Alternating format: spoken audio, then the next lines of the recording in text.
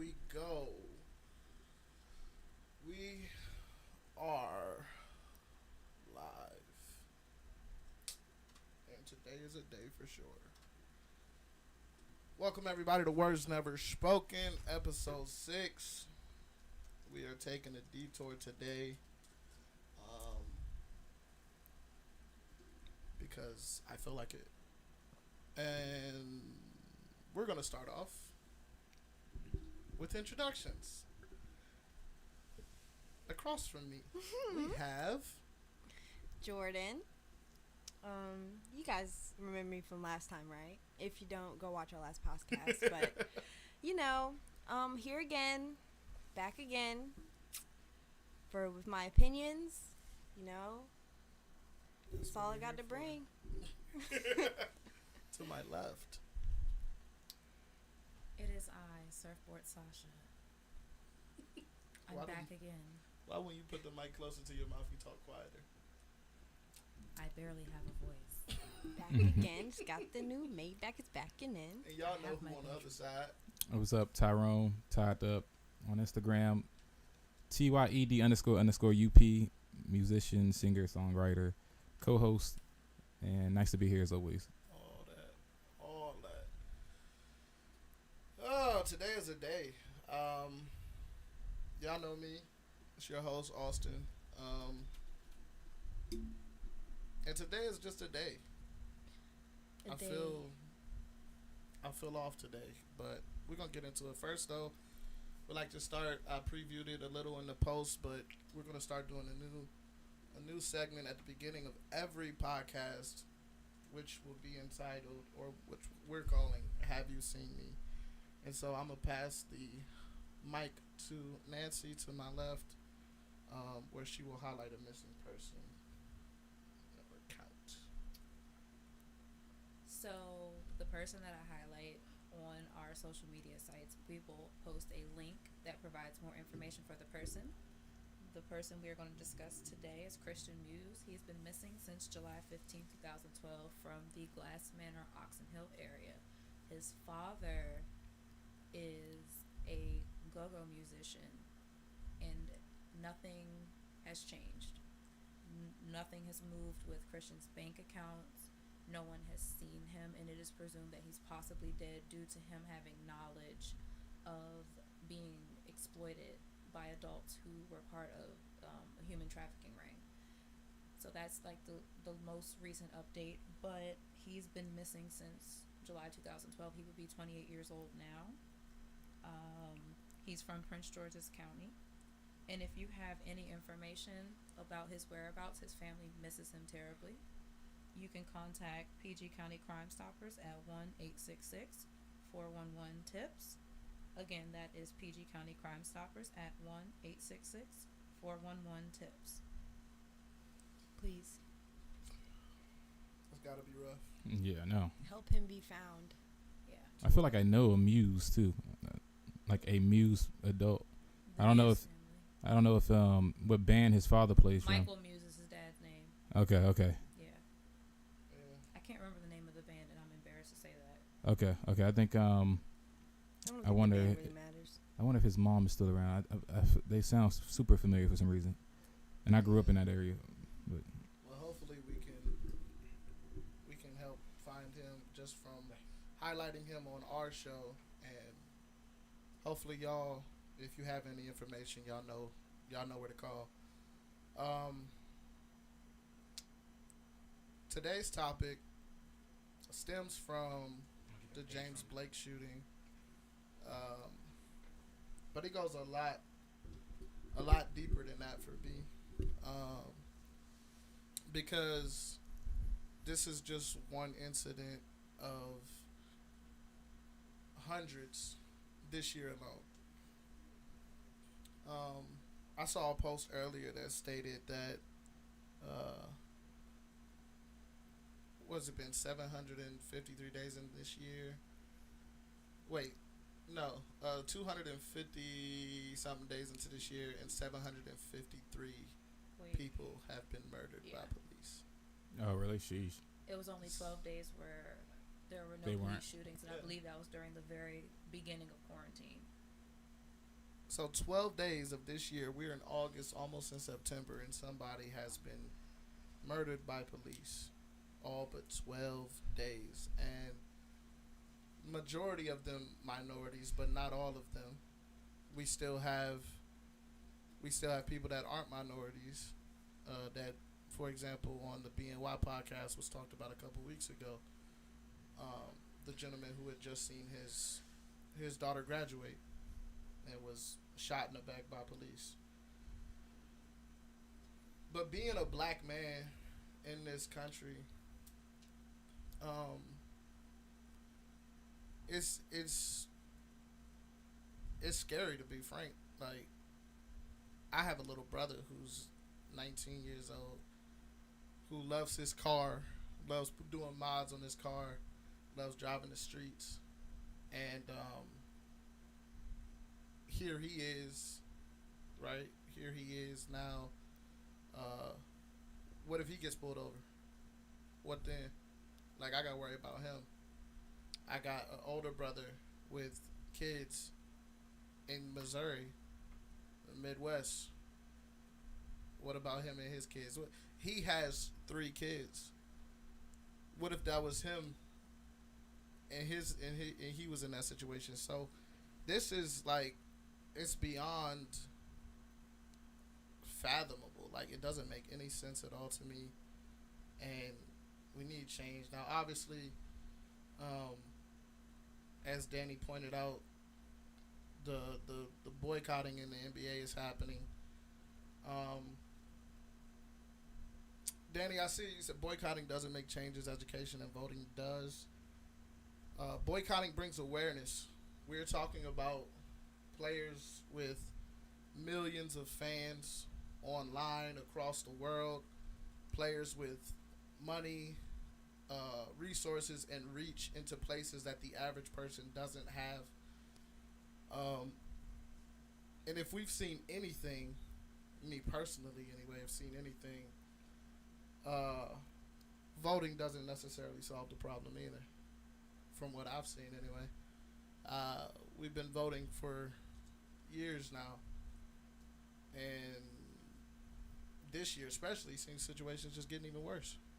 I don't see anything better coming from it. Like, so sure, voting and education does change things, but there are some people who are fans of these sports who aren't educated, and this brings awareness to them. So I'm all for it. The Bucks were in their locker room reaching out to Wisconsin officials. So it's not like they're just not playing the games and doing whatever they want. Like, you know, they're actively reaching out and trying to make change. So I'm all for the boycotts. I don't care if they don't play the whole season. You know what I'm saying? Like, it is what it is. Like, this is more important. The whole point of them was to use this as to bring awareness. And I don't know what's bringing more awareness than shutting it down when you mean it's supposed to be happening. So, anyway, that's enough from me. I'm going to open up the floor because, like I said, it's all encompassing. Minority life in America, obviously. We have a diverse cast here. So, yeah, I'm going to open it up to y'all. Like I said, this is a touchy subject for me, and I really feel some type of way about it. But yeah. Yeah, it's I think it's a phenomenal thing what the players are doing right now, because I'm sure they are subject to lose. They're liable to lose hundreds of thousands, not millions of dollars. And I don't know. I think this gesture that they're doing right now is like perfect for showing how much they care, because it's easy to sacrifice something that you really don't care about. You know what I'm saying? Like, stop going to Chick-fil-A or something. You know what I'm saying? Like, but for them to stop playing a game, especially at such a pivotal moment in the season, it's fire. I think it's great. And it shows me how much power that they know that they have, and how much power that, well, we'll see how much power they actually do have, but we see how much power that they view themselves as having. I'm not gonna lie. I feel like I don't understand why they haven't did this before even like before the playoffs started, because the Breonna Taylor, the cops are still on leave, but they're not arrested yet, as far as I know. So I don't really understand why they didn't do it for that still, because that's still something that they were all vocal about during the press conferences. So I don't see why they still. I'm gonna be honest with you. The Breonna Taylor case is even more ridiculous to me than the Jacob Blake case. Um, Yeah, 'cause she was completely innocent. yeah. With the Breonna Taylor case, it was ridiculous. I mean, they didn't have a warrant for the right house.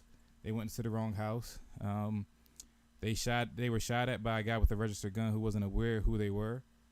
But with the Jacob Blake case, I don't really see why this was the one that did it.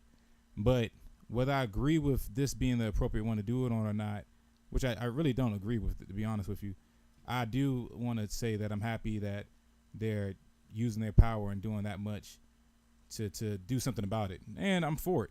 I'm for it. As far as the boycotting doesn't make changes, I like how Austin says that it brings awareness. And also, I think specifically with this boycott, the amount of money that is going to move, I think, is going to be monumental. So I'm very curious to see, because this is really historical. Like, we're going to be reading about this way more than we're going to read. When people look up the almanac of 2020, other than the bullcrap disease and da-da-da-da, when I say bullcrap disease, I mean terrible disease. I don't mean like artificial, but somewhat. But anyway, when the people read the 2020 almanac, they're going to more so be reading about the historical boycott during the playoffs as opposed to who won the championship that year. You know what I'm saying? And so salute to them. You know what I'm saying? And I'm happy they started this, and I can't wait to see what this brings forth. I'm gonna touch on the voting a little later. Does someone else want to kind of piggyback? Let's just say this. Like, I was looking at Danny from LA's comment, right? And he's saying that boycott doesn't make changes. Well, the sports industries are typically ran by white men. Most of the players are black or minority. We bring the money to these things. So naturally, if we boycott and show that we are not with whatever is going on, people are going to pay attention. We need people to pay attention. It took until 2020 for a white friend of mine to understand why we don't really mess with the cops. She finally felt the fear that we feel all the time. She finally felt that. How, like, does she have an experience? Yeah. During the time where, the police got a little too, well, I don't even know the word I want to use for it, but it was during the time of quarantine where the cops were just being hyper vigilant. She was driving home and 4 cops boxed her in, and she got scared.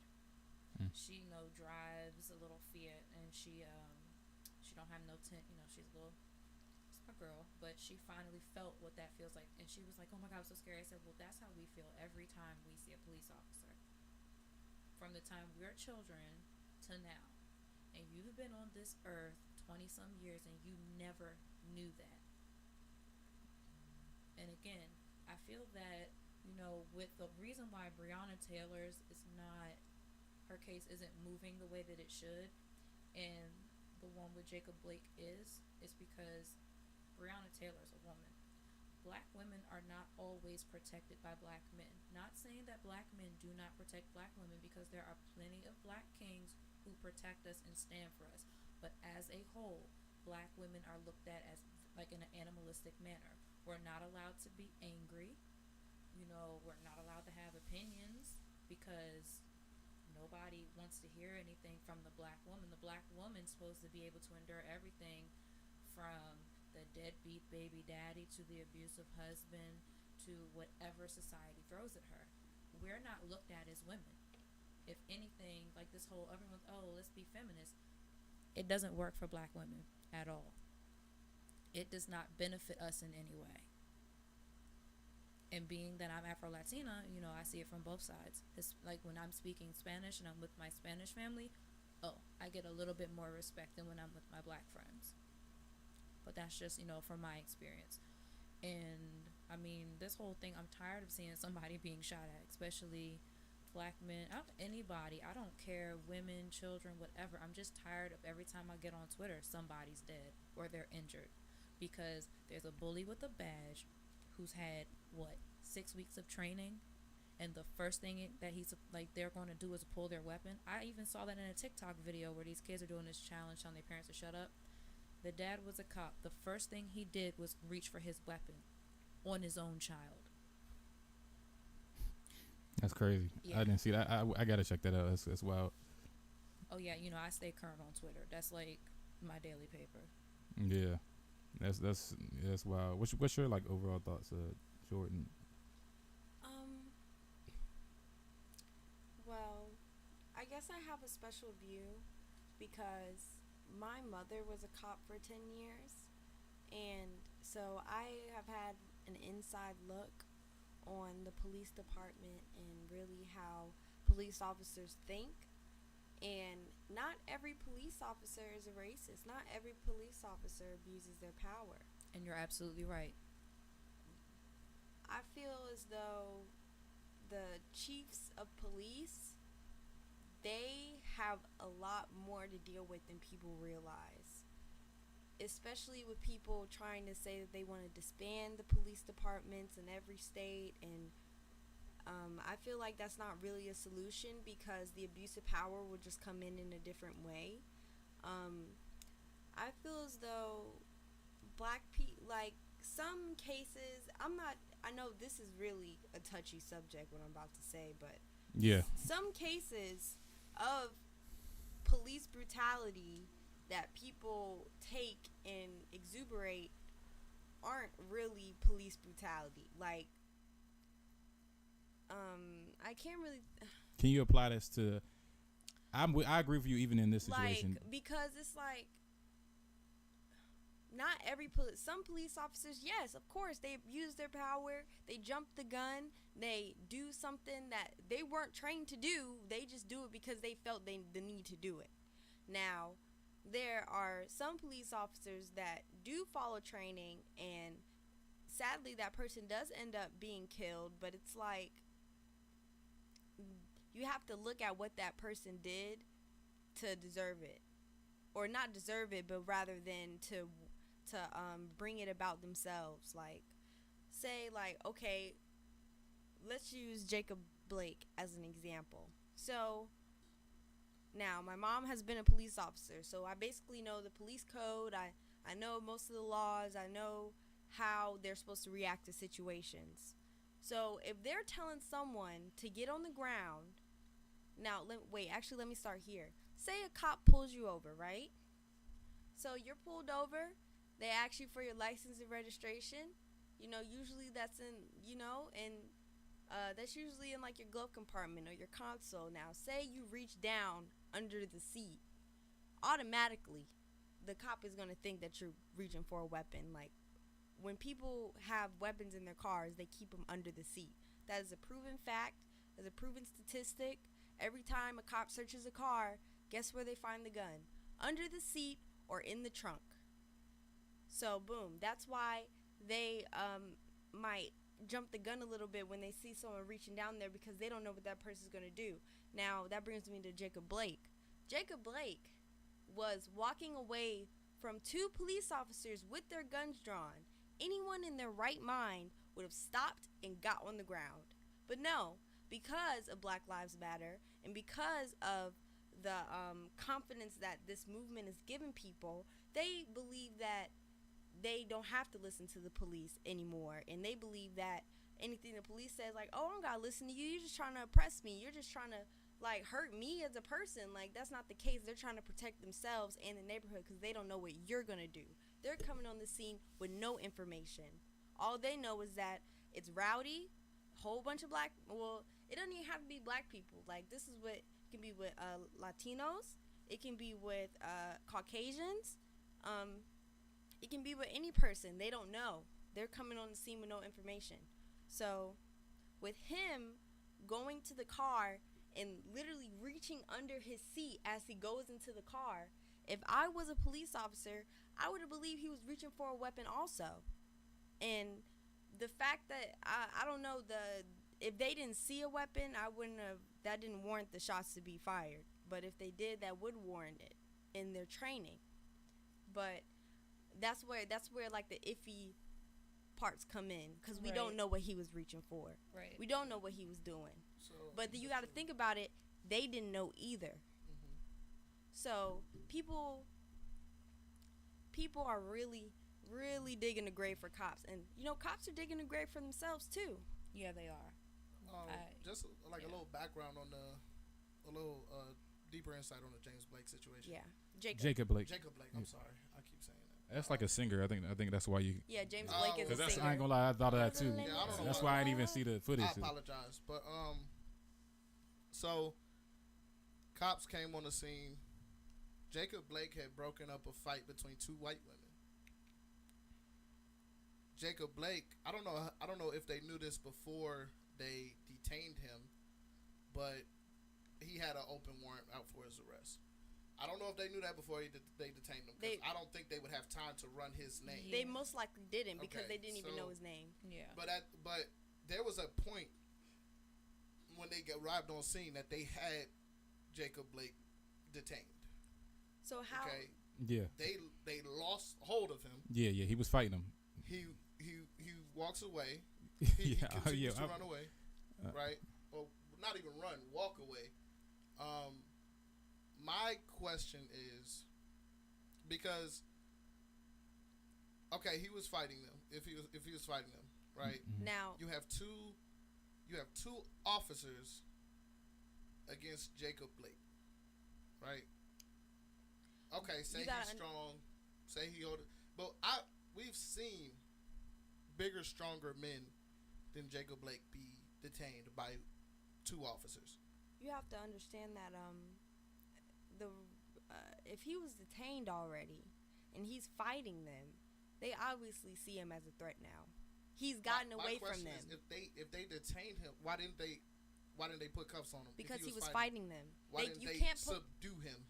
They had him. because they're iffy because of the George Floyd situation. Because So George, don't put your foot, your knee on his neck. I know, There are ways I to get, detain people I know, without but killing them. look, And the knee on the neck thing is the training is subjective to which state you're in. But that was completely unjust. He did not need to be on his neck for 9 minutes at No. all. It only takes about 40 pounds of pressure on Yeah, someone's to neck kill for them to anybody. stop Yeah. breathing. And the officer was probably 160 pounds, and they had 80 pounds of gear on. So, like, the Kevlar vest is like 50 pounds by itself. Anyway, George Floyd, completely wrong, unjust, did not need to be There that was long. an autistic child that was injured in school too in the same force. Like Now that's like Yeah. and I'm tired of seeing little ones get arrested. I've seen at least 5 videos this year of children, black children, having disruptive behavior, aka just being children who are frustrated, being arrested and sent to, mental health facilities at like 5 years old. But here's the thing, in America in general, we really have to have something with police reform because there's too many incidents, and I've experienced police brutality myself. And to be honest, like, I have family in law enforcement. I'm even leery about them touching me after what I went through. So, him getting away from them trying to truly detain him. Now, he wasn't detained if he didn't have cuffs on him. They were trying to detain him, and he was fighting. He was put in timeout. yes. He wasn't put in timeout. They were trying to detain him, but he wouldn't let them. And then once he got away, he started walking away to the car, reaching under the seat, and with the police, the reason why they probably didn't use really a lot of force to detain him is because of the situations and the turmoil in the country right now about police brutality. That's probably one of the reasons why they kind of held back on that and how he got away. Now, Yeah. him getting away gave him confidence. So he went to his car. Nobody knows what he was trying to grab. My thing is real quick, Jordan. First of all, I salute, in my opinion, your bravery on maybe a unconventional opinion. Unpopular opinion. I said that. So look, but I'm not gonna lie, I agree with you completely. Not that he should have got shot, but that Of course not. I mean, it was excessive for 7 bullets. It was But- the Yeah. But the shooting thing was is- excessive. I think that all right. So look, when he was going away, they tried to detain him, and so like Jordan mentioned, he fought them off, and he was walking away. Now, there's footage of them saying drop the knife, okay? They're still trying to confirm whether he had a knife. But if they said drop the knife, then because my first question when seeing the footage was why didn't they just tackle him from the back? But if they saw a knife in his hand, then I could see them not trying to even get close to him because you liable to get stabbed in the neck easily. And so if he was able to, they were saying drop the knife, follow him to his car. Yeah, I mean, I'm not going to lie. Okay. I don't care who you are. The thing is, any person in their right mind with two guns pointed at them would have stopped and got on the ground. But no, this Black Lives Matter movement has given black people an excuse to disregard anything that the police say to them.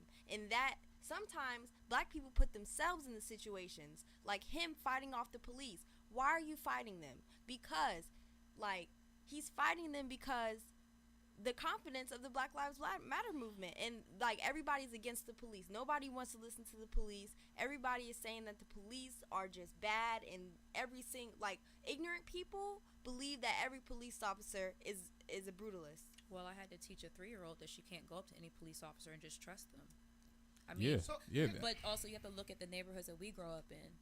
You know, I grew up in a predominantly black area, and it's like for us, the disregard for the police typically comes from your Uncle Tom cops, white cops who would just come in racial profile. Because I was racial profiled a few years ago. I was almost arrested for breaking in my own home.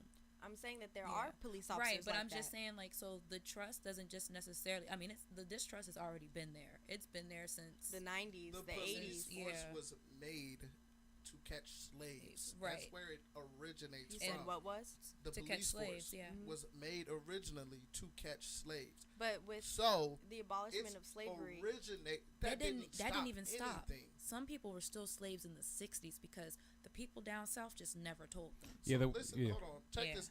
Listen to this real quick, because this is where I think change will come from within the police department. Has nothing to do with defunding the police. It has nothing to do with abolishing the police. Mm-hmm. And I'm going to give you my backstory. So when we look at corporate America, you look at NFL, NBA, what happens? These are, people don't get into these positions. Someone in their family buys it. And then what happens? They pass it down to the next generation and the next generation and the next generation. Until a generation messes big it up. Companies, they pass the job down. Well, that happens in smaller instances too.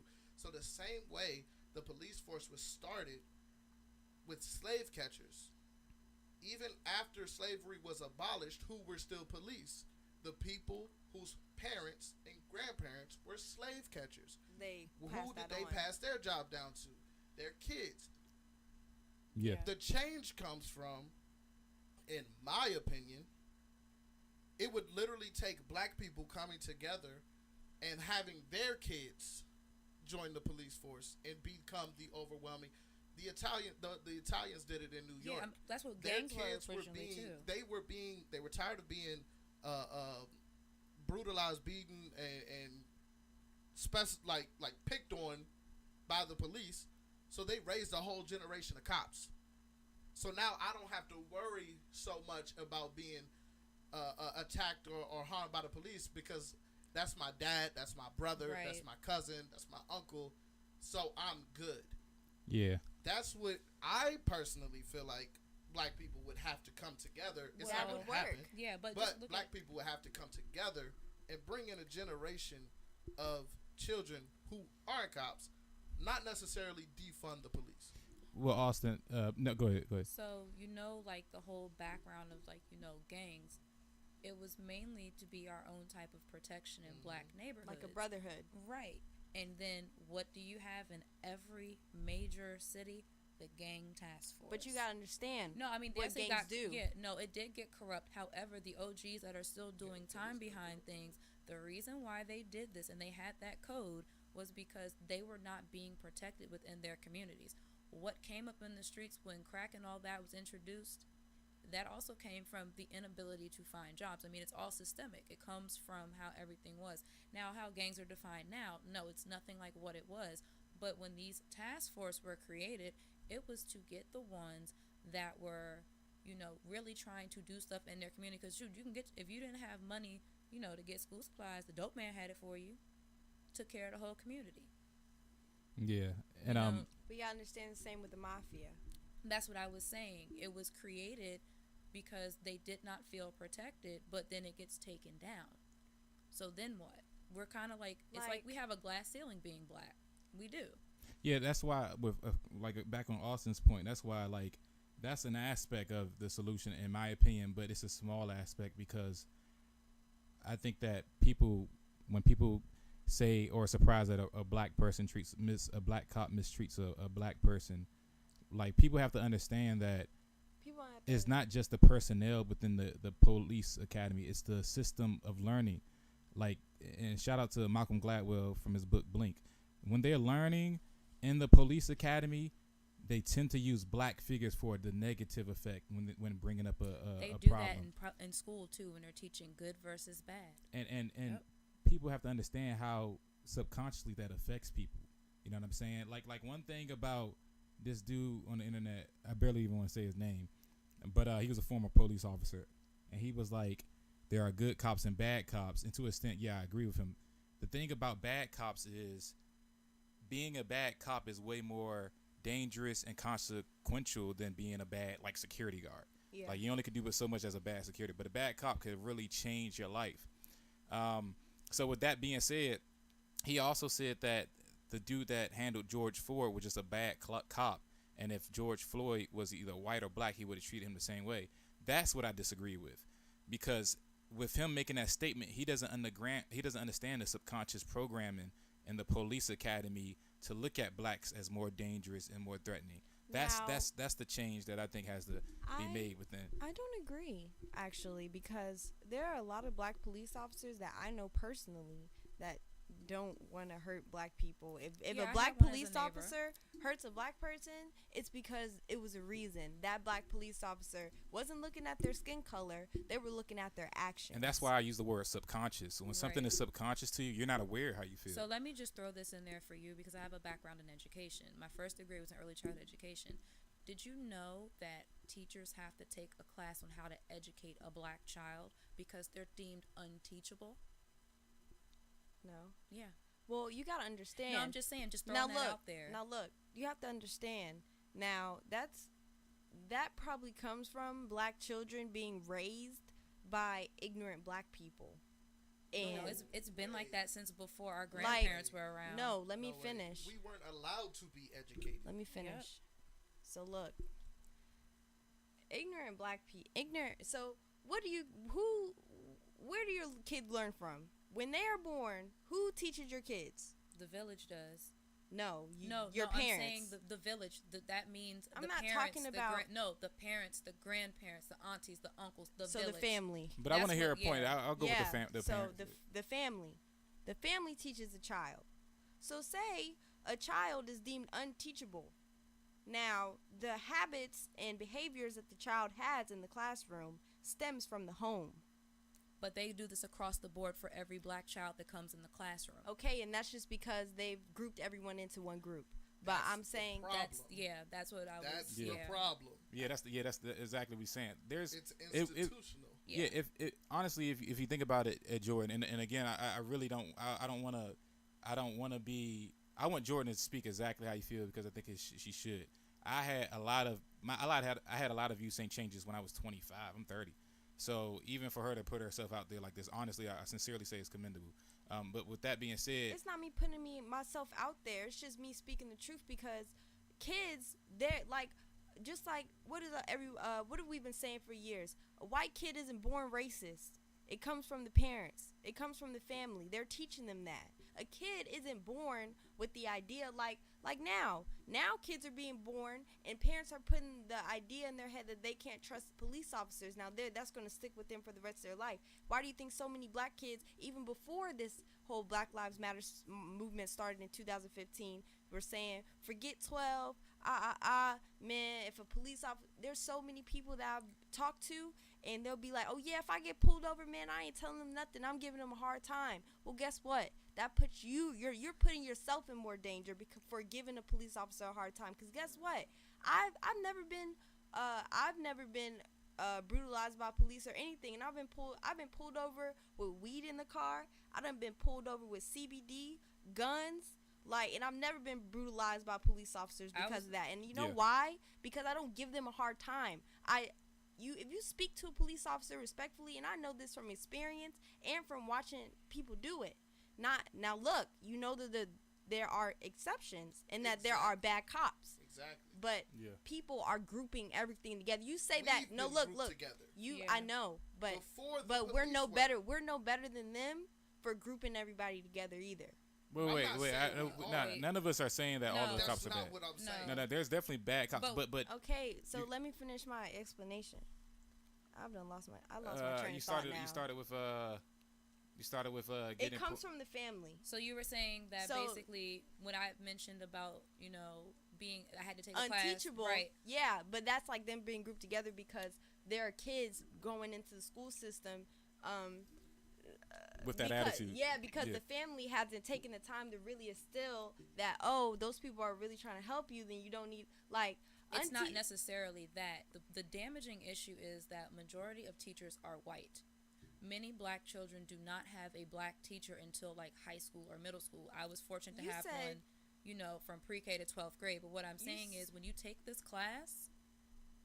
majority of the teachers in education programs are white, and when you take this class, you're basically taught that black children cannot be educated the same way as white children because they automatically, if your baby goes through kindergarten, they're automatically labeling them a behavior problem, they're automatically labeling them as violent, and your child could not be, it could just be perfectly normal. However, there is a cultural difference in how we are raised versus white America.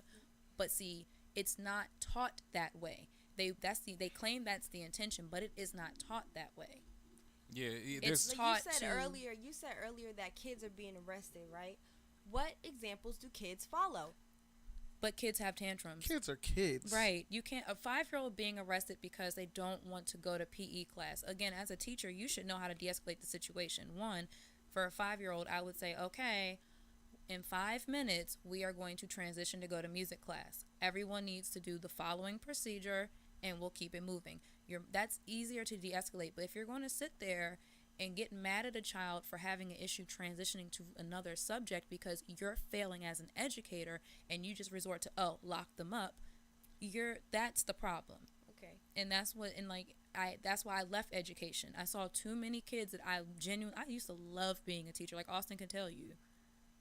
My kids, the kids who have left my class, they're honor students. Any child that had me for pre-K or kindergarten, they're soaring right now.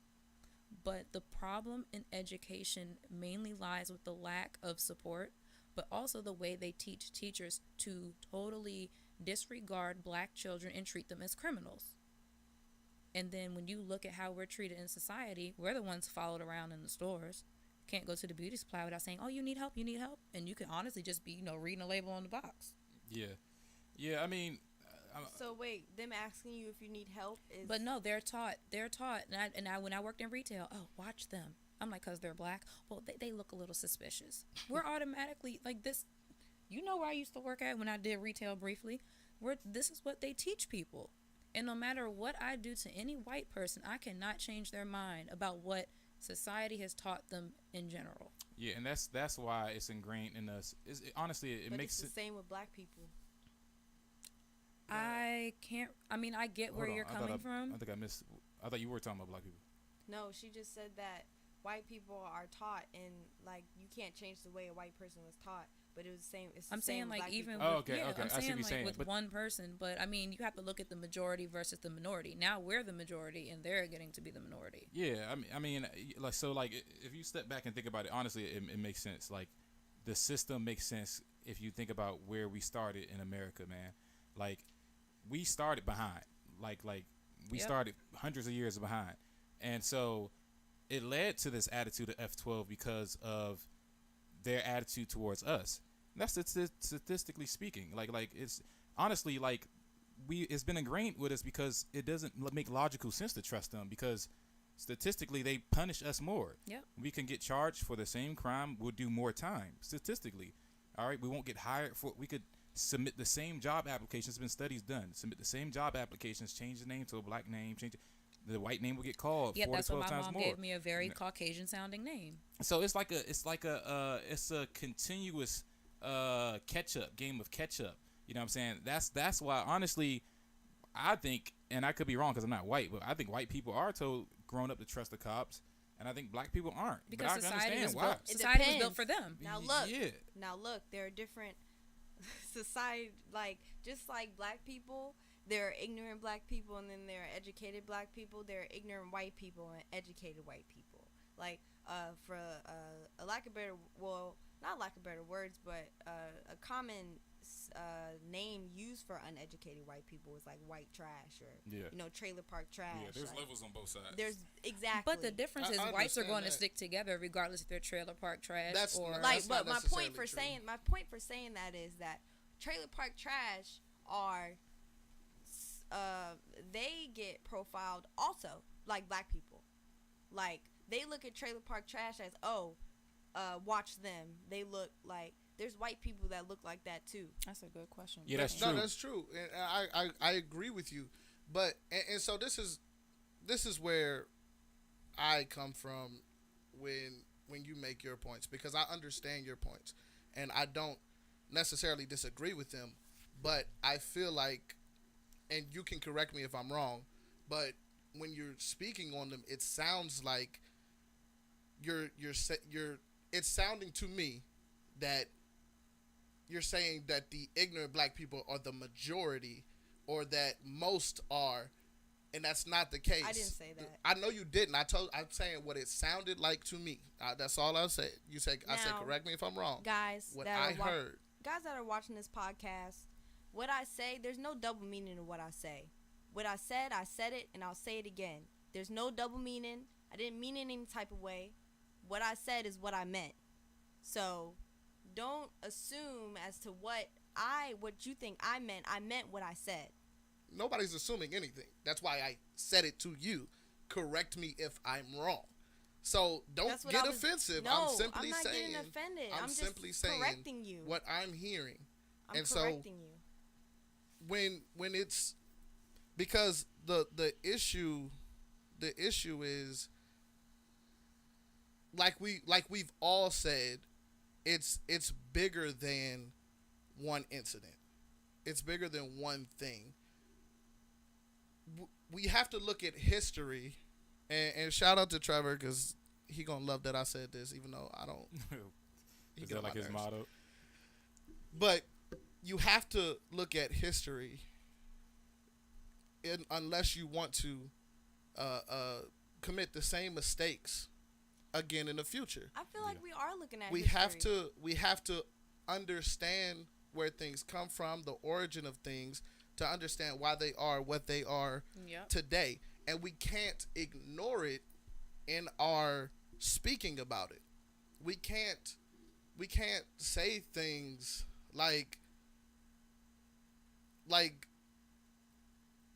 the reason that black people give cops a hard time and it's F-12 and all of that stuff, which I don't necessarily agree with, because we need cops. We need order. Like, that's just a fact. I understand that completely. Yeah, society without order is just anarchy. Yeah. Yes, 100%, and I agree with that. I believe that. But when you have a society that was built upon keeping black people down from the jump, and then we've just been making minor changes over the last 400 years, there's a reason, a justifiable reason, that black people don't trust the police. And I agree with that. But I'm saying more as in, like, black people giving police a hard time and putting themselves in dangerous situations. Like, oh, you get pulled over and the cop asks you for your license registration. You're like, man, why I gotta give you that? And you do have a right to ask that. I mean, you do. So that's why we have rights. Right. I'm not saying coming from the but legal side. I think that's the minority person. The thing is, right. But no, sometimes people do that just to not get in trouble. But also, you have it could also be a thing of fear too, because if a cop pulls me over, for one, me being I'm not scared. No, I'm just saying. Most people, if they see my car, they think I'm a black man. They don't think it's a woman driving my car, any of my vehicles. Everybody knows I drive smacked out in I don't drive girly looking things. Most of the time when I have been pulled over, they have assumed that I am a black man until they run my tags and see. Then they're thinking, they see my name, oh, she must be a white woman. And then they see me, then they're really confused. But, you know, when I get, like, being a paralegal and I've done criminal law, when I get pulled over, I don't say anything. License and registration, put my window back up until they come back because I don't want nobody touching me. Exactly. But see, the thing is this. A lot of people will panic and talk out of fear. If they're nervous, there are some people who just talk because they're nervous. It's their way of protecting themselves. It might not seem like that, you know, to us, but it is. But society already has an idea of what you're supposed to do when you get pulled over. Again, the PTSD that black people tend to have, and I'm not saying like everybody has, but when it comes to law enforcement, when we see them lights flash, we all kind of go, oh shit. Yeah, I mean, look, I feel like I don't know. I think that I have no stat to back this up, but I feel like when black people are pulled over or they deal with cops, they have less of a view that they're here to protect and serve. I think that it's more when white people get pulled over, they're more authoritative than when black people. But they're also more likely to survive being pulled over. Well, that's to my next point because of the history of what's going on. Now, I want to say that, look, man. Look, Jordan, I'm saying, and I'm saying this to Jordan because I think she has the most contrary opinion to most of us. I'm not saying that black people don't do what you're describing as far as making it hard to themselves. I think that to a certain extent, if you have knowledge of the history and you know what could go down, it's best to play it safe. It ain't working for an ego trip. That's what I think. That's what I'm saying. You know what I'm saying? It's not worth. With that being said, though, as sucky as it is, black people being defiant or questioning cops is still within their rights. You know what I'm saying? And I think that that'll happen more for black people because of history.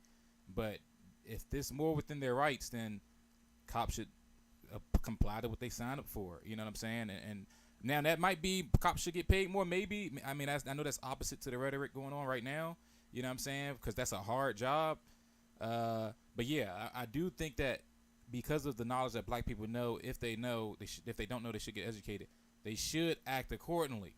You shouldn't be OD grabbing for stuff if you know, like Jacob Blake, he literally man, he walking away from two cops pointing guns at him. If it was me, I would have been on the ground. I wish him the best. What about the cases where they get on the ground and still get shot? Do anything wrong? Terrible. Okay, that's terrible. Yep. That's not right. Okay, but we can't brush over that and then say, "Oh, you shouldn't have been registered for." No, I'm Nobody's not brushing over over it. that. A whole bunch of these cases, nobody was reaching over anything. Yeah, and a whole bunch of the cases of black people being killed, they weren't reaching for anything. But look though, and they were still killed. But and look, that's why it's such a hold on big 1 second. deal. Hey Jordan, Jordan, it's we just also talking. like. But look though, I'll go out there.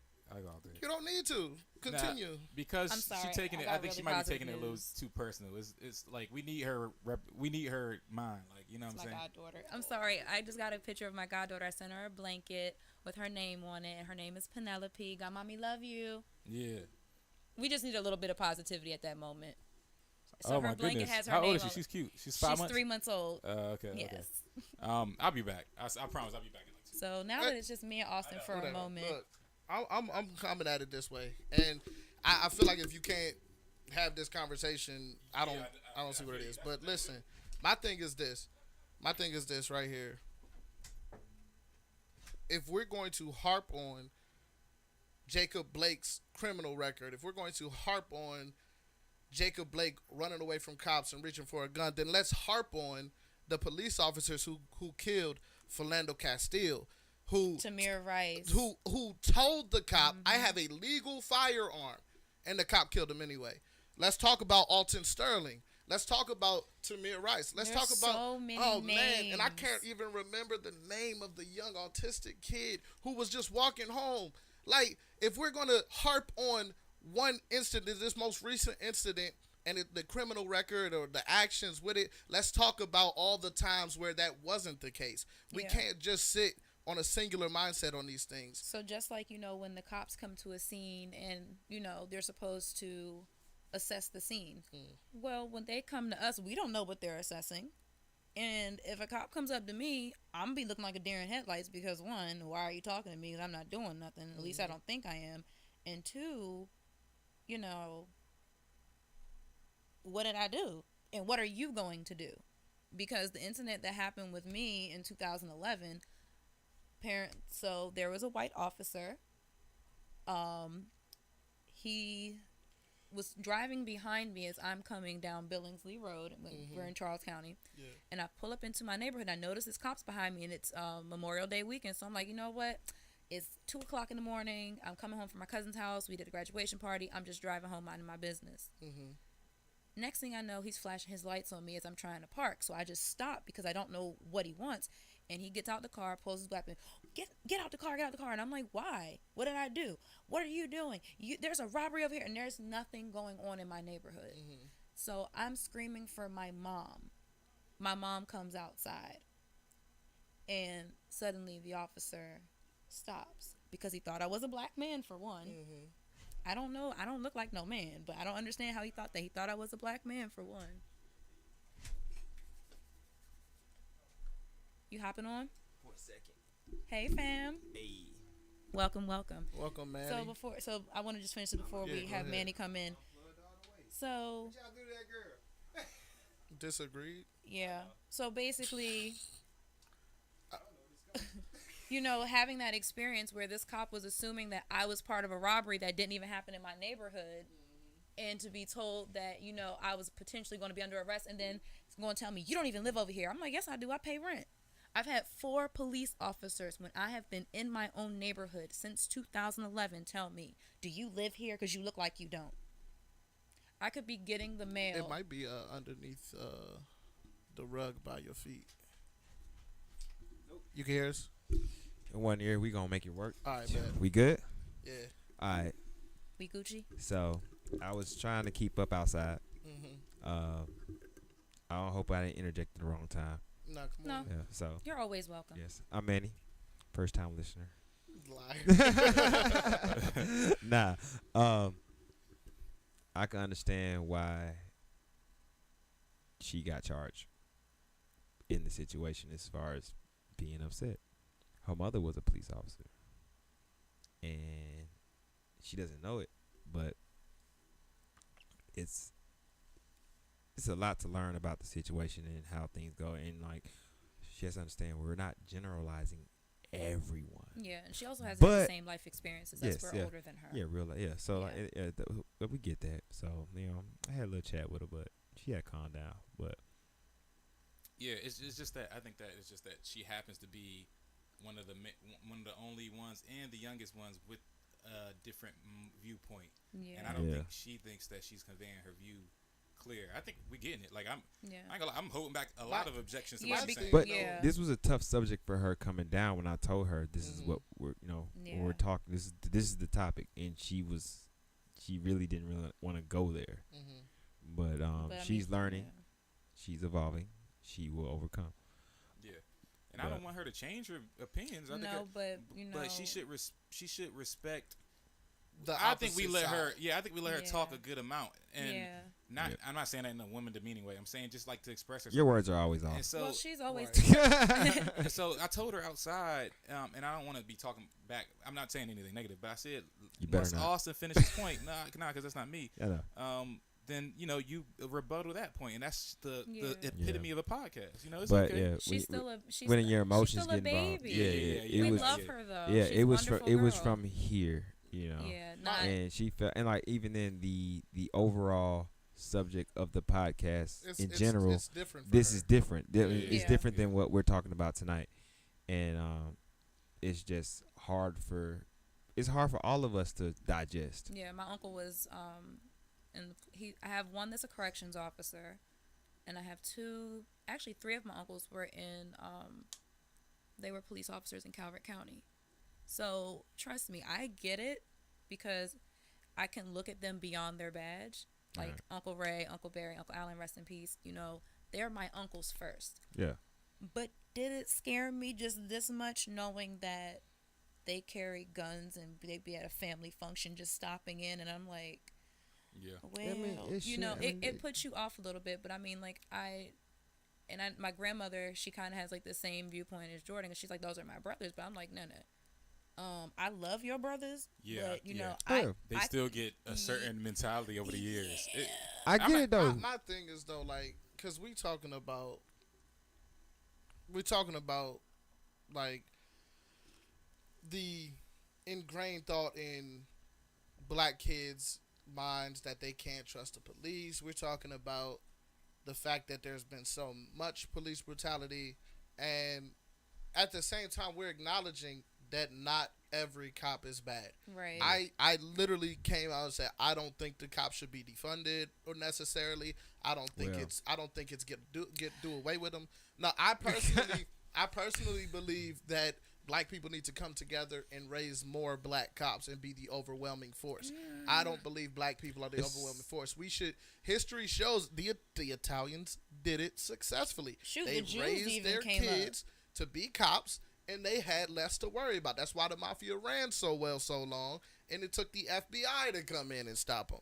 Like, so but that's all I'm saying. But I digress, because what I'm really getting at, and it just instantly just popped in my head just now. Thug Life. Because the movie, The Hate You Give, that touched me last year when I watched it. What does Thug Life mean? The hate you give little infants F's everybody. From childbirth, most black families deal with I already know where you're going. Of those in charge, be it police officers, be it principals, be it whatever. Black children don't get to be children. The authority, black children have to grow up way faster. Yep. They don't get to have attitudes. Yeah. They don't get to have the same breakdowns. They don't get to have the same arguments, because they're instantly, from the child they're born, this is an open warrant. Yes. From day one. Who thought of that acronym? That's a fire acronym. I'm not I don't know who thought of it, but that was what Tupac meant by it. So you know what? I started to think about that when you said that. I was like, the only person I know with Thug Life was Tupac. That's what he meant by it. Yeah. And like, even then, because I'm a defender a little bit. No problem. Just to, you know. Because I didn't feel like we were attacking her. I mean, I don't feel like she could properly just, you know, put out her opinion.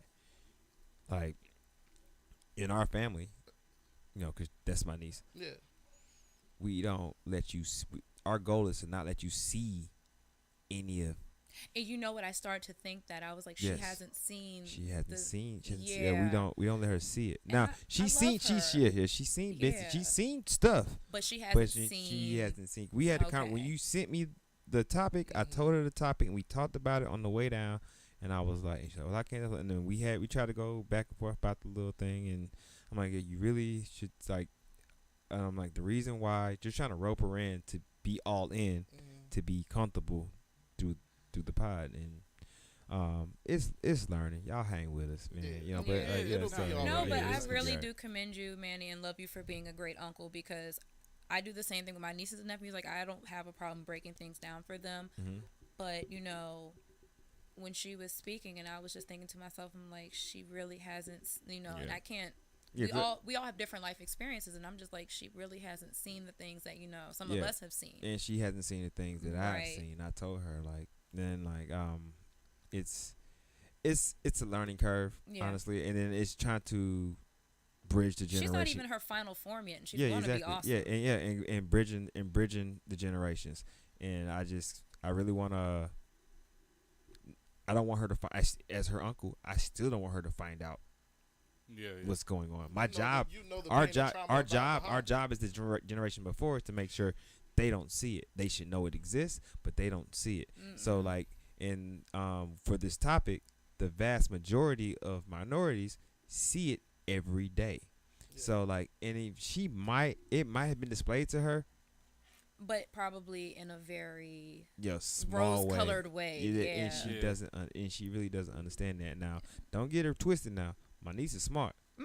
So like, and when she go back and rewatch it, she'll be like, "Uncle, you talk shit about me."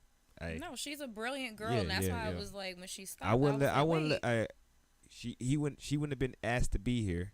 Yeah. We ain't pushing her out here. She wouldn't have been asked to be here if she had nothing going on up here. Right. Exactly. So, she can hang with us. You know me better than that. I know. Right. Yes. So I value what she said, and that's why I didn't necessarily. But this is there. But at the same time, the heat. But it's emotional. The heat in the kitchen. Yeah. It got real. This is something to get emotional about. Yeah, 100%. So like, I mean, I opened the pot emotion. I don't even know what I said in the open. Yeah, cause I think I watched the first I was outside watching like the first 3 minutes. Then my phone started booming again. So like he's a popular man. I think that she said what set her off, and I was trying to tell her that we acknowledge what she was saying, because what set her off is when not to point fingers, but when Austin was saying it wasn't Austin, it was a build up of things, but when Austin was saying, why do you brush off? I was telling her outside. He was talking to me too, but I at least waited to him to finish his point. You know what I'm saying? And I think she felt like that's where the frustration kind of tipped her over, where she was like, I never said that. But either way, if she feels that way, I was like, it's okay. Wait for him to at least finish. When y'all walked out, what I said was this: if we're going to spend X amount of time talking about all the things Jacob Blake did wrong, and we're going to harp over those things, well, let's harp over the more times where the person did nothing wrong and still had the same result. Or we're worse. getting so focused on the what Jacob Blake did wrong that we're not paying attention to. We stop paying attention to the real problem. And that's all I was saying. Like, we can't keep bringing up, oh, he did this wrong and he did that wrong. Let's talk about the fact that it's not just him. He is not an isolated incident. Exactly. And I get that. And even then, with everything going on with that thing, there's only one thing that should be observed from that video: that the police weren't trained properly. You gonna walk behind somebody with If you come up with something pointed to me, but you want to bring all that other stuff off to try to in the media and whoever in the police aren't release all this information. They're just trying to fan the fire. Cool. Yeah. Nah, bro. You walked around. Y'all walked around the car like you walked around the car behind him like you was about to get in the passenger seat. You just had a gun in your hand in the back of his head. Yeah. If all that was true, I already know what was going on. Y'all said that because y'all probably found out after y'all shot him. Yeah. What did he have in it? Not to still get on this his incident, but what did he have in the car? We don't know yet. All we know is that he had an open warrant. It's too soon. Honestly, it's too soon to get all that information. Like, you can't even not try even in conversations and social media that we've had today that you've seen. It's too soon to think anything about that. You have to just look. If you look at the video, what cop just gonna walk around the car with behind you with the gun out like that? Like, no, if he was really. It was 3 of them. It was 2 or 3 of them. 2 cops. I couldn't finish watching the whole thing because you just seen what was coming. I have 6 brothers. Yeah. Let somebody shoot one of my boys. Oh, you gonna see me on the first 48. That's why I'm saying though. It's not like it's emotional. I literally laid it out. That's what I do know. I laid out in the beginning. This is emotional for me because I'm a black man. Yeah. I don't want nothing happening to none of y'all. I have a little brother that I would kill anybody for. Yes. I have an older brother who has daughters. I'm not ready to sit here and let them be orphaned. Yeah. Or let them grow up without a father because of that. I have a grandfather. I have a grandmother. I got cousins. I got too many black men and women in my family to not speak on this, to not be emotionally charged about this. Right. And this is something I just want to bring up too. My grandfather on my dad's side, my abuelo, he went missing in May. Do you know how terrified I was? Because the people at the VA are believing that he's showing signs of dementia. And him being able to, he looks white, but he speaks Spanish. And he lives in Hagerstown. Do you know how scared I was for the 3 days that we could not find him? Because I was like, if somebody hurts him, jeez, 3 days, that's crazy. That's crazy. I don't know what I would have done. And it's like, we had just came off of the whole, police being hyper vigilant to this, and I'm like, okay, my grandfather's missing, and for him to be missing the way that he was, like, I was playing detective. I was about to put out a silver alert for him, but then we located him in Pennsylvania. But still, if we had to put out a silver alert, they saw his car and pulled him over. What if he was confused? What if he was not speaking English? You would not be seen. Exactly. Else, because I told the officers in Hagerstown, I said he speaks Spanish and English. I said, if he is found by one of you, I would prefer that you call me. I am his only, out of all my siblings, it's only 3 of us that actually speak Spanish. I am one of his only Spanish-speaking grandchildren. Yeah. And to know he was missing, he's a minister too, to know he was missing, and he could have either been, doing ministry work or what have you, but nobody had seen him for 3 days. Yeah, that's the time you right. Yeah, and it was scary because I'm like, oh my God, what if? Because that was all my friends kept saying. If you see her grandfather, do not call police. Call her first. right. Because I was going to go to wherever he was to make sure he was safe, because no one is shooting at anybody in my family, because we don't know his mental state. Yeah, I feel you. Yeah. And I hate to do this, but I literally came in here to. Well, I mean, you basically. So I'm not trying to steal the shine. This y'all pod. But you're still family. I know, but I'm ugly, so I'm trying to get out of here. I see y'all Friday, man. I'm ugly and I'm proud. Yes. Thanks for joining. All right, yeah. Thank you, Manny. Keep my seat warm for Friday, yo. Okay. All right. Enough said. You're gonna be over here Friday. The outside of the dang, you got me saying James Blake now. Outside of the Jacob Blake joint, the Castillos, I think that was the one where he was reaching for his license or his cell phone. He let the officer know he had a legal firearm in the car. Yeah, he was reaching for his gun. And his girlfriend and his daughter were in the car. Yeah, that's the one. Yeah, Can you imagine what it has to be like for the children who have to witness this? No, I can't. I mean, I'm saying F cops all my life if I see that. But in person, I've like, honestly overtly. witnessed some pretty gnarly stuff as a kid. I saw a lot. I was exposed to a lot of things before I was 10 years old. Yeah. So, like, a lot of the issues that you guys are dealing with now, or our generation in general, I already dealt with that. It's funny because my dad is he's a retired correction officer. And God bless him. I know he got stories for years, but I still getting pulled over was like, I don't trust y'all niggas. Man, I remember when I got pulled over going to a piss test for a job. It wasn't no probation stuff. Just so y'all know, what was you doing on probation? Like, yeah, he didn't buy the pregnant pee. I was going for a job. Which job was? I think it was a security guard, ironically. So anyway, no, it was this construction job. I couldn't get on. It was a children's hospital. Can't be high like that, and plus you be around children's hospital, you can't be fried off nothing. Yeah, so like a cop was behind me. Long story short, like the cop was behind me. He pulled me over, and I had a big dent in my front of my car, but I been had it. It didn't happen then. But the black cop, he called for backup because I pulled over because he was behind me, but he didn't have his full lights on. So I just pulled over because I said, nigga, I already knew you was about to do. Yeah. And he was like, well, I ain't turned my lights. I said, well, you here now. Like, what's good? Like, and he said, I saw you hit that car.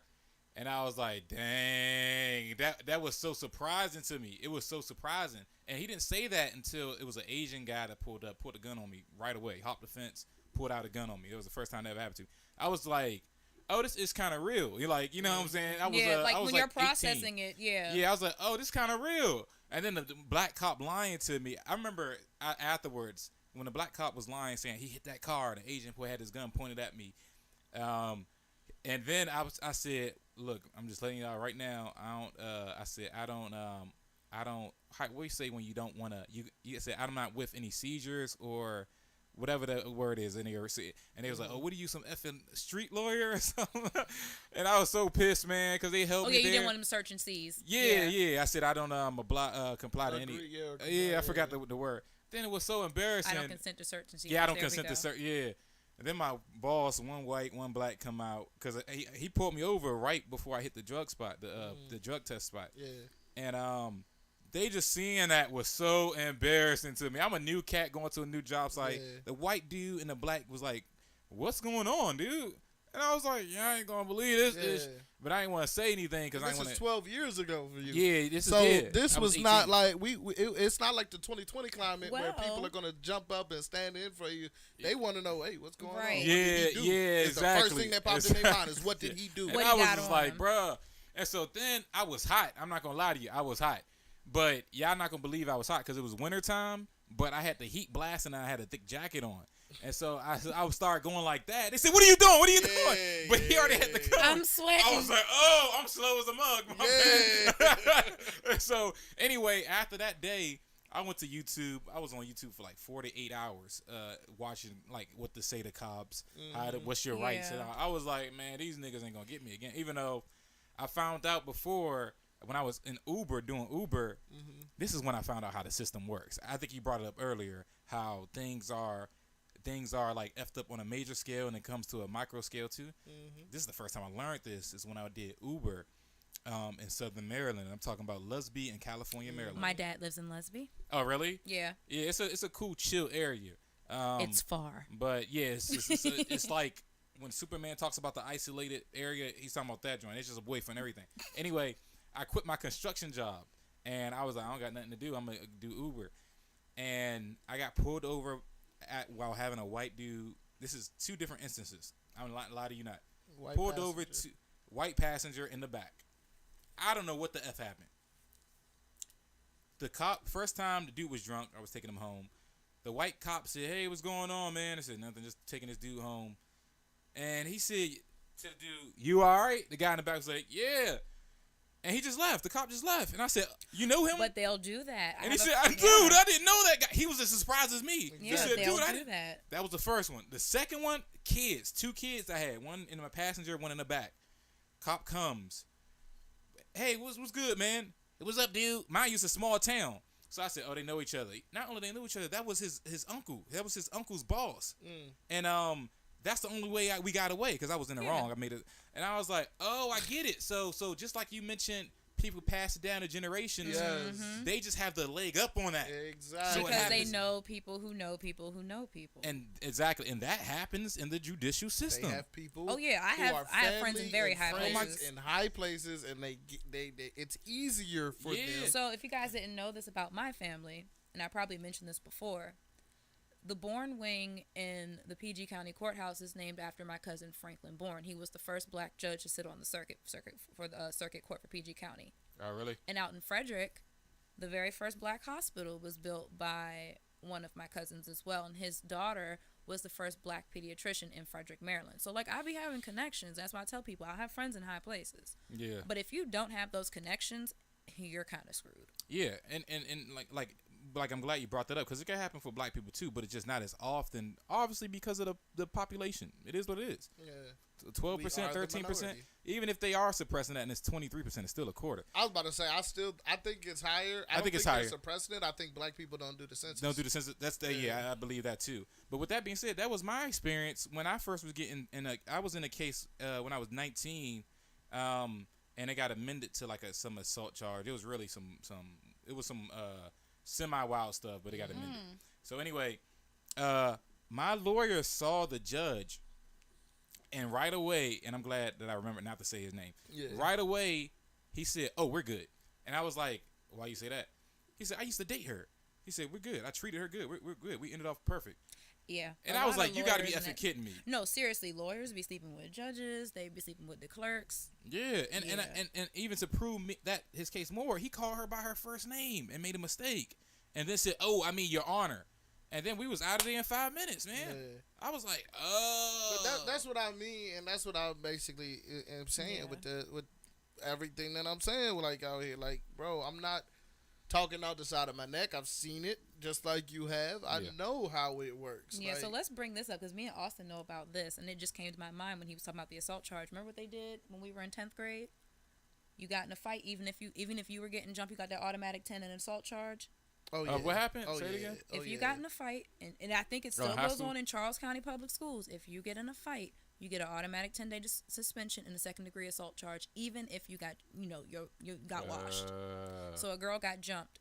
Everybody that jumped her got them 10 days and her, even though she didn't fight back. Oh, that's crazy. I would have. But at least let me tell you something. When the white kids would fight, we wouldn't see them for 3 days. Oh, there was no going to juvenile court for them. Oh, my little cousin. You can attest to this, I guess. Yeah, we was in the same school. Yeah, my little cousin, at one of the very first law firms I'm working at, I'm looking at the paper, and I see his mom's name, and I'm like, "No, I'm tripping." I'm like, I don't, and I see, and they come in, straight A student, played football. He had to fight a first-degree assault charge because he was jumped by some white football players at his school, and he went to school in Calvert. And, you know, for that being my blood, you know, I'm ready to square up. I'm taking my paralegal hat off, and I'm like, where are these people at? Let's go. Yeah. But I'm looking, and I'm like, they gave him, and he whooped them both. They gave him a charge of first-degree assault with a deadly weapon because he had a pencil in his pocket. I mean, he was in school. And that you would get a weapons charge if you had anything on you when you were fighting. So say if me and Shorty from the year was fighting and I smacked her in the head with a book, I'm getting a first-degree assault charge with assault with a deadly weapon. Even though, I mean, if it's like a coloring book, I mean, it's not going to do much damage, but they will size it and make it seem like it was, you know, the worst thing ever. Yeah. But they were trying to do it to curb fighting in the schools, but it didn't work. No, not at all. But do you know how many young black kids now have assault charges? And don't let them be 18 in high school. Because, you know, in Maryland, you can be charged as an adult at 16. You can be arrested at 8. You can start your juvenile history at 8 years old. Jeez. And this goes across the board. Yeah. Bro. Yeah, that's crazy. But you see, white kids are allowed to make mistakes. He's just a 21-year-old kid. Okay, when I was 21, I was grown by, not necessarily by black culture, but by society. They wasn't going to say that, you know, I was a child. Shoot, when I was 16, I mean, I still look 16. They wouldn't have deemed me as no child. A black female. You know, where's my womanhood? Yeah. How come I don't get to be a kid? Right. And that's really why, you know, I did the sport that I did, because I was allowed to be a child when I did it. Yeah. Yeah. And it's like I'm like staring at that question that says, like, so what do we do to change society? Honestly, I think it starts in increments. I think we need another flood. It's funny because my man Daylight, he has a shirt that says "Make America Aboriginal Again." I really like that shirt. I might copy it, but it's like $80. I'm like, come on, man. But yeah, I heard that, and I don't know because I haven't, but I heard that a lot of change can be made from like your local city councils. Like I heard that nobody really goes to those. I heard it's like one of them things where no one goes to them, so the old heads that do go have like an old mentality, and they still get the popular vote. So I would. It's kind of hard to get to those too. Okay, I'm not because they kind of schedule them. Like when I lived in PG, like my mom used to go to the town hall meetings because we lived in Upper Marlboro. So we were at the school board meetings and stuff like that, and plus I was in student council. The thing is, like when these council meetings happen, they kind of put them at inconvenient times. Yeah. So it's like getting there. Yeah. And give me a reason to show up. Yeah, I mean maybe because I'm not sure, but I'm going to venture into what times they are for our local area, and I have to read the history on what benefits that they can possibly do, because I'll be darned to spend my time going there, and then at the end of the day, someone gets paid off and they do the same goddamn thing. Like corruption is yeah. Let me ask y'all something. This is a interesting question I want to ask y'all. If the roles were reversed. This is what F me up. Do y'all think if black people were 80%, 70% of America, and white people were 13%, do you think that it'll still be system? I keep saying systematic. Systemic. Please tell me I'm not the only one that wants to say systematic, bro. Where do I get that word from? Systemic. Do you think that we would have systemic racism against white people? Do you think it's like a human thing and not? I mean, it depends. I don't think white people would survive slavery. Or any type I don't think. I think that the sun would have got them out of there. The sun would have got them out of there. I don't think they could. They could barely survive the mask mandates. They don't like to be told what to do. They are like, you know, you ever heard of oppositional defiance disorder? These labels that they are giving children are created by these white doctors and white parents because they don't necessarily want to discipline their kids. Oppositional defiance disorder is a child that is just unruly for no reason, aka they didn't get their ass beat enough, or there's no discipline at home. Now, not saying that there aren't kids who truly do have issues with managing their impulses. There are, and there's therapies for them. But if it came down to blacks ruling the world, I don't think the whites would survive. There's no way. They could barely survive being told to cover their face in the store. They are still tripping off of that. Yeah. You know, we're just like, all right, put the mask on, move along. They don't know how to be compliant. They do not know how to just follow a rule. Oh, they want to make the rules. They want to enforce the rules, but when it comes to following them, well, I have to be the exception. I feel like context has to go into play with it because I mean let's look at history, okay? History lesson. History tells us. So what happened when Europeans came to what is now known as America? They used sage because they smelled so bad. Hold on. The Native Americans. They did though. The Native Americans welcomed in the Europeans. Yeah. Befriended them. Yeah. And the Europeans turned on them and killed them. Yeah. All right. Let's go to history. Let's go back to Africa. And we talk about Africa. We can talk about Egypt. We can talk about any of these places. We can talk about South Africa. Let's talk about it. White people come. Yeah. They are welcomed with take open arms. And what do? Take all the spices and don't use them when they put it on food. All right. Well, look, but no, seriously. No, seriously, just to lighten the mood a little bit. But no, what come, happens is they've always historically been welcomed in places that were majority at the time minority.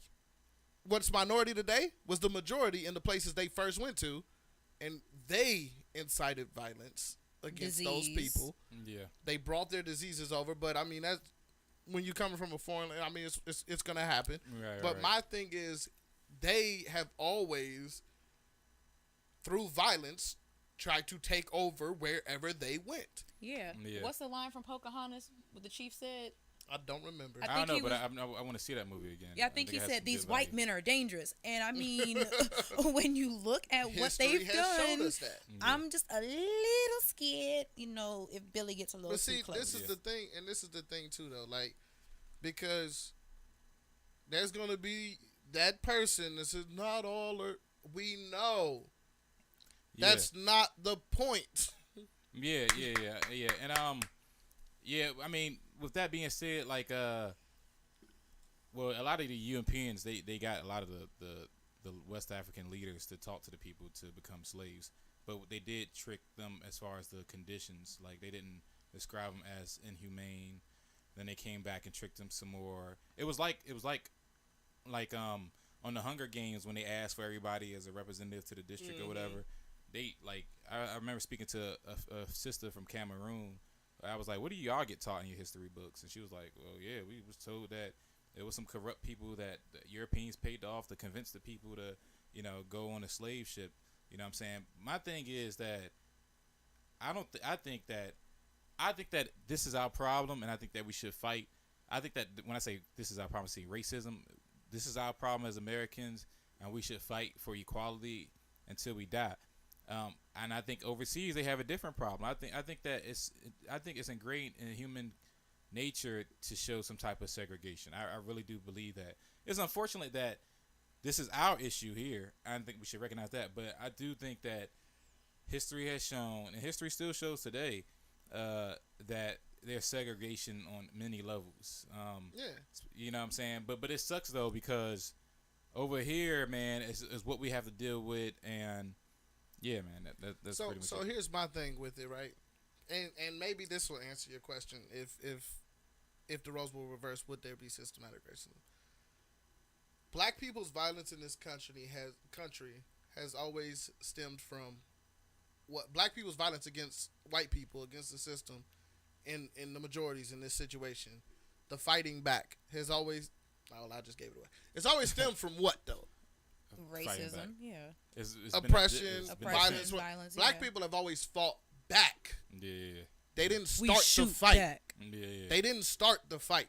Yeah. But they finishing it. So, and even today, black people are on podcasts. They are in the NBA, in sports. They're fighting back with their voice. Yeah. But even the NFAC hasn't started a war with any white people. You don't see groups of black people arming themselves, forming their own militia, and just going off and starting to kill white people. Yeah. As retaliation. Yeah. So even while we are being mowed down, we're not inciting violence back. We're trying to fight back the right way. Through the system that we know the system is against us. We still trying to use the system. So would black people do this to white people? I can't see it because they ain't done nothing but black people defend the white people more than they attack them. Yeah, I see because it's out of fear. Because I mean, look at how, you know, especially in America, how everything is played out. I don't think we do it out of fear. Well, I don't fear white people. Not like fear like that, like fear of change. Because okay, if we step up, then what? What do we do? Because we don't have a plan for that. You know what I'm saying? I get what you're saying. Okay, yeah, that's what it was. Yeah, it was just not like, oh my God, no. But I mean, they tried to make us codependent on them to have a reason, because white people have a savior complex. This is why they go adopt kids from China. More black kids are adopted by white families than black families, and we see what happens to them because black children are cheap. It costs you almost $40,000 to adopt a white baby. I want to talk about to your savior complex comments. There are multiple times in history in America where black people were self-dependent. They didn't need or use self-reliant white people. Yeah, self-reliant. Yeah. We didn't need or use the white dollar. I'm at you literally. You think you use the same word and it meant the same thing. It don't matter. No, because self-dependent, self-reliant are Oh, really? Dependent is my degree is in a English. Different word regardless from reliant. Okay. Because I can rely on. It's kind of interchangeable, but not in the context I just used it. Okay. But anyway, there were times where we tried to do it our own thing. We didn't bother them. We built our own right in Tulsa, and in New York and Florida, where the park is, Central Park. Yep. That used to be a black community, self-reliant black community. They tore it down and made Central Park. Yeah, there was one in Florida too. They bombed Tulsa. Yeah. Because they didn't want black people to be too self-reliant. They wanted us to need them so they could have power. They want codependency. Yeah. That's why I said instead of using self-dependent, use self-reliant, because they want codependency. They want to say, well, we got you this far. No. You've caused me trouble. You've caused me strife. You've put me under a glass ceiling. I don't understand how this helps me. Yeah. And I knew you was gonna bring up the Tulsa thing. That's one thing that's unfortunate, where we seemingly did everything right. We went by the book or whatever. Had a successful area that was black owned and black black prominence, and it just to get bombed with no right explanation. Just like that was the most effed up stuff with no explanation and never. Guess what what job the people who did that were in? Law enforcement. Okay. Yeah. So you wonder why we don't trust you. And that's what I'm trying to say. You look at history, we're not gonna trust law enforcement because every time we try to do it the right way, you still put your foot on the neck. Nah, I remember, and one more time about the trust thing. This is a true story too. When I was doing Uber, I have a lot of cool Uber stories too. One this baby mama was chasing me, was banging on the window. But anyway, another joint in Southern Maryland. Let's be California, Maryland. That was a cool area, but no, it's basically a crazy meth lab out there. It was I like all the psychedelics I ever did. 80% of psychedelics I did down there. But anyway, well, I mean, you got the space to do it. Yeah. I mean, and you got a nuclear plant right across the daggone street in Lesbian. That's where I worked. That's where I helped make it export import. I was there at that. At Calvert Cliffs. Calvert Cliffs, the one before Calvert Cliffs. Science Cliffs. No, right above the bridge, is Solomon's Bridge. It's one before you get to Calvert Cliffs.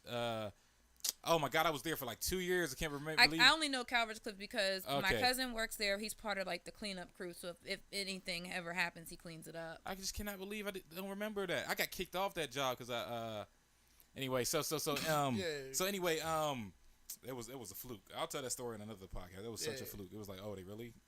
That was random. All right, so anyway, I was driving a white dude, dropped him off. No, I was driving a white dude. Cop pulled me over. He said, "Your tag," and this ties into the trust thing. He was like, "Your back light is out. That's why I pulled you over." I said, "Oh shoot." all right.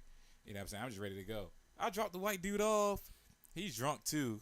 But he goes in the back car and says, dude. I was like, nah. Your tail light isn't out, dude. I was like, are you serious? I was like, oh, you know my what? goodness. I got that before. I could not believe it, bruh. Yeah. I couldn't believe it, Austin. Like, I was like, this is real? No, that happened to me. Wow. When I first got my license, everyone knows what I used to drive. When I first got my license, I had a big black truck, smacked out. And, you know, I'm minding my business driving. Cop pulls me over, again, thinking I'm a black guy. And I'm just like, yeah, can I help you? Your tag light is out. And I guess the look of, like... I hate that. No, when he said your tag light, and I'm like, beg pardon? Your tag light. I was like, my what? Step out the car. I said, no. I said, just take a picture of it on my phone or your phone and just show it to me. Because I really don't understand what you're talking about. He was like, the light above your tag. I'm like, there's a light back there? Yeah, it is. I did not know that. That thing's like $200 to replace, bro. That thing's retarded, bro. Yeah, but I mean, they'll say, oh, well, this is that. I'm like, no, it wasn't. Prove it. That thing was a... And that's why... But then he was like, never mind. I'll just give you a repair order. I never got that thing repaired, and I'm pretty sure my light was never out. But it was funny, because I'm like, huh? It's a petty thing. It's like... That's like a last straw thing for them to point out. Because... Especially if it's morning, I don't know how they see that. But if it's night... You got to be petty to see that joint. It's hard to differentiate your backlights from the the tag light is like right there. Yeah, it's really small, like a little. It's like a Christmas light. Yeah, exactly. Great description. I was thinking about that. But yeah, man. So that's like the trust in the cops thing is out the window. I don't think it's logical to trust the cops. Like I don't even think that's logical to do. I don't think that makes sense on paper. It's hard. You know what I'm saying? Oh. Like I don't want to trust the cops. Like yeah. You know what I'm saying? So here's something I want to ask you guys if you knew about. Did you guys, because it was popular on Twitter a couple of days ago about the reason why black people say you better be in before the street lights. Do y'all know like the origin behind that? Mm-mm. Okay, you ever heard of a sundown town?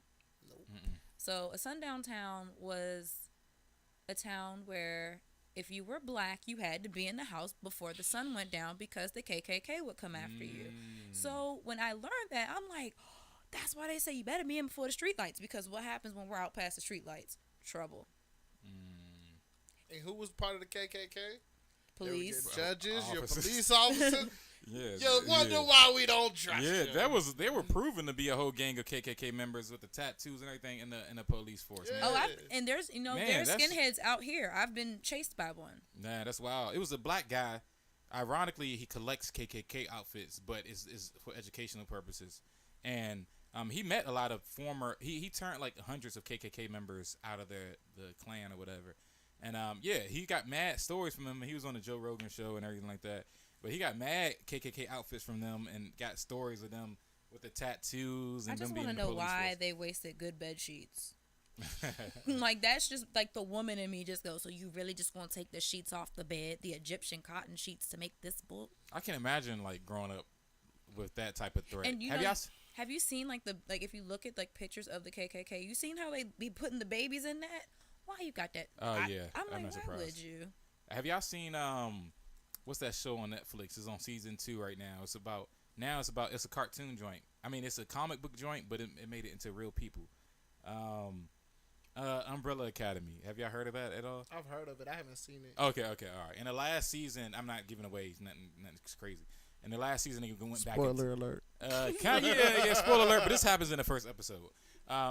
They go back to the 1960s, and there's a black girl on there. She gets transferred to the 1960s, and we found out that even though she has superpowers, we found out that she is married now to a black guy, and they're like the head of the civil rights movement or whatever. Oh, wow. And I don't know. I'm not gonna give away too much, but that joint is a dope story in that joint because you get to see the difference between the black guys thinking who never seen how far we got, and her thinking who was real more like brave and confident because she knows, And that reminds me of when a lot of people hate this show, but Legends of Tomorrow, DC's Legends of Tomorrow. I haven't peeped it. All right, is a lot of people in the comic world can't stand this show, but anyway, it's a time traveler rounds up from Green Arrow. So basically, he goes through all these shows and takes like the side characters from these shows, the ones who aren't really important to history. Yeah. And like he lies to them initially and tells them that in his future they were legends. When in reality he chose them because taking them from their timeline was minimal. It didn't really affect the timeline. So they were really like irrelevant. Yeah. But That is hilarious. he made them think that they were legends so they would come with him. Right. And they go to different time periods to fix anomalies and ultimately to stop the ultimate bad guys. Yeah. But anyway, there was an episode where they too traveled back in time. And it was a black guy. Mm-hmm. And he went into this diner because it was a cheerleader's boyfriend went missing because a guy was taking like kids and doing experiments on them. Cheerleader's boyfriend like didn't necessarily got taken out of the car she was in with him. He got taken like he was trying to protect her or whatever. But anyway, the black boy though is the only one in the age group to get into a position to be able to talk to her and try to ascertain what's going on. And so you got this black boy walking in a diner back when segregation was very real. This is giving Emmett Till vibes, and I'm a little uncomfortable. Man, you had but see, he could take care of himself because he was the side one of the, did he have superpowers? He was what are they called? It was him and the old white dude came together to make the fireball person. Okay. I forget what he's called. So he needed the white dude to do his powers. For his powers, yeah. All but right, he could take care of himself. That's kind of deep. Like, he could... wow. Everything he's saying sounds fire right now. Is this on Netflix? No bull. Yeah, it's on Netflix. Okay, say less. It's a good episode. I liked it. I watched it this until it got weird. Entertaining. So what happened when he walked into the joint? So you got the boyfriend who's missing now. The teammates come up to him because he's talk to the girl, and are giving like the black dude a hard time, and he's standing his ground, and eventually like they get up out of there and all of that other stuff. But it was just interesting to see, like, especially for him, because in another episode they went back to slave times to solve a situation, and he saw how the slaves, even though they, like, even the ones who didn't, like, who weren't going to try to break out, they wouldn't let their spirit be broken. Even though they were being humiliated, in chains. Even if they didn't have the will to necessarily run away, they still wouldn't let their spirit be broken while they were there, and they stood together. And, like, it's crazy because then you start to understand why historically they literally would split up black families. Why they would split, because there's strength in black families and black unity. Strength in numbers. But here's something else that I also learned from a relative that I have down south. So you know how when we're all in a group and we bust out laughing, we'll all go in different directions? That's because when they would make funnies on the plantation in order to not be heard, they would run in opposite directions to get that laugh off. We still do this to this day. Wow, that's funny. We still, and like, I'm just like, when we all, like, this it could be history. it's true. That's crazy. When we all get, and you know, we're funny as that's black wild. people are That's the funniest people ever. Yeah. But you know, when we are all together, and remember we would be in school and we just crack up, and like we had everybody everybody had the right to stand there and laugh. But no, we all, one will go that way, one will go, but we would purposely not be near each other, because that's something that's been ingrained. That's and I think super on wild, like, bro. but like I think that's on like a genetic level. Like that's something that I notice even kids do, and I'm like. I think we've probably seen that, and but just naturally that's how to laugh to us. You know what I'm saying? It might actually just be in our DNA at this point. But I mean, like, when you look at stuff, and I mean, all of this goes to the earlier mentioned point, and that's why I'm like, because when have you ever seen a group of white people split up while laughing? Nah, exactly. You have to look at the origins to understand why things are where they are. Yeah, history is important, man. We don't trust the police because we haven't been given any reason to. Exactly. In fact, the fire department's a little. That's a sentence right there. Yeah, I'm gonna say this too. Fire department too, because a lot of them are the ones that didn't make it as cops. The doctor, Oh yeah, I had a white medical doctor. system. Yeah, no, I'm saying I had a white doctor totally miss a heart defect that caused me to have a stroke. Yeah. You're just faking. Really? So why did the same exact thing happen 2 years later and they found the problem? And why do so many black Dr. women Greenberg, this is for you. in childbirth compared to the opposite? Yeah, man, that video. It's systemic, bro. It's so deep. But they teach you can't ignore black it. women don't feel pain. You know, we feel pain. Yeah, they literally teach that, and especially black women, but black people have a higher pain tolerance. Yeah, Why? that's what I heard, especially for females. Why? Now, And especially for black women. well, here's the that's thing. what I heard. Like, genetically speaking, women in general do have a higher pain tolerance because we have to give birth. Yeah, and y'all. Yeah, I can see that. And, you know, if you the think size back. of the canyon, but that's Yeah. why. Yeah. When Hey, I look, saw they how got big them that jump stretch, I was like, whoa. They got them simulation stuff that for niggas, all them dudes be crying like a mother. Yeah, but you know what's crazy? I ain't trying. No, I'm good. So you know, like how Bill Cosby had that one episode on the Cosby Show where they all gave birth and he had like that big sandwich. Nah, but I wasn't a big Cosby guy like that. I ain't gonna lie. Well, I'm about to say But because go ahead. everyone talks about it because it was like men giving birth and he was, you know, OBGYN on the show. Yeah, he was. So you remember now you see you get where I'm going with this.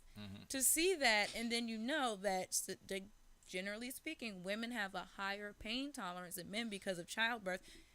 What was the first response? They said, "How was it? I don't know why we even have to do that." And the women are cracking up because it's giving the men the point of view. They're like, when that thing started just like coming out, and I'm like, oh man, yeah. I ain't gonna hold you. My first thought was actually childish because Cosby and his situation in trouble. And he was an OBGYN on his show. What you was thinking he was putting birth control pills in the Nah, he was trying to help the women out the whole time. Yeah, maybe he was. He was He like, said- I'm trying to look out for you. Like, I don't want you feeling the pain. That's just funny that he was a Be like, this is an IUD pudding pop.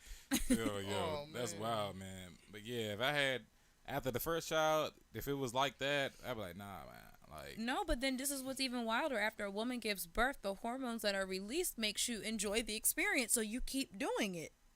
but that don't mean you can't still stop popping pills though. No, I'm just saying Shoot. the hormone that is released after a woman gives birth is to ensure that she continues to reproduce, no matter how painful it is. This is why so many moms are like, it's a blur. I don't really remember.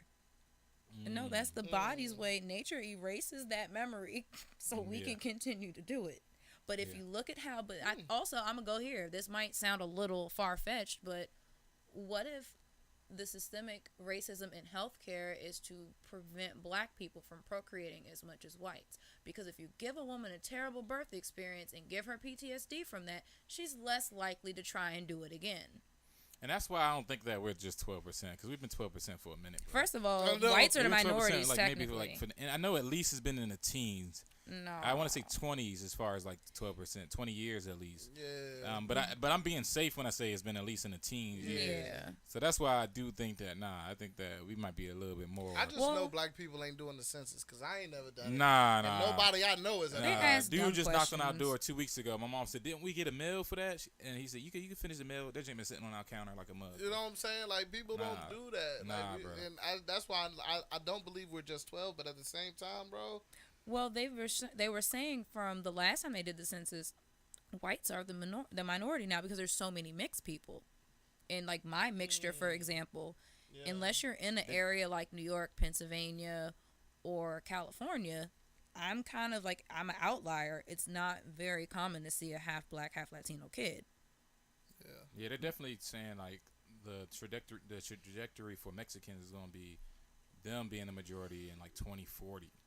Yeah. Which is wild, but I believe it. But what are they gonna do? Like, all right, so like I want to ask y'all about this. What are they gonna do for mixed kids? You know what I'm saying? Like, because I feel like if you're mixed and you're brown, you're black.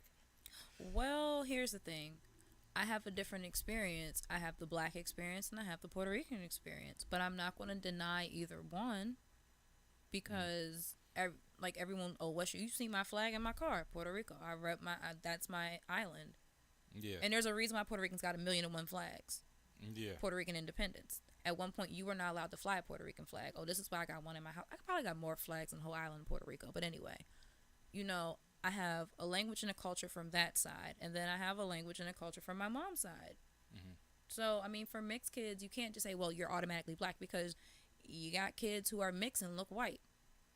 What are they? Does that erase their blackness because they look more white, even though they might have a black mother?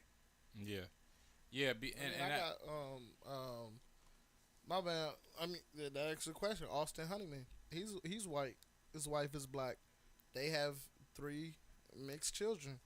They're on the fair skin side. I mean, his wife is light skin, so they're on the fair skin side. But like, and me and him, like, we would joke about certain things and have certain topics, have certain conversations. But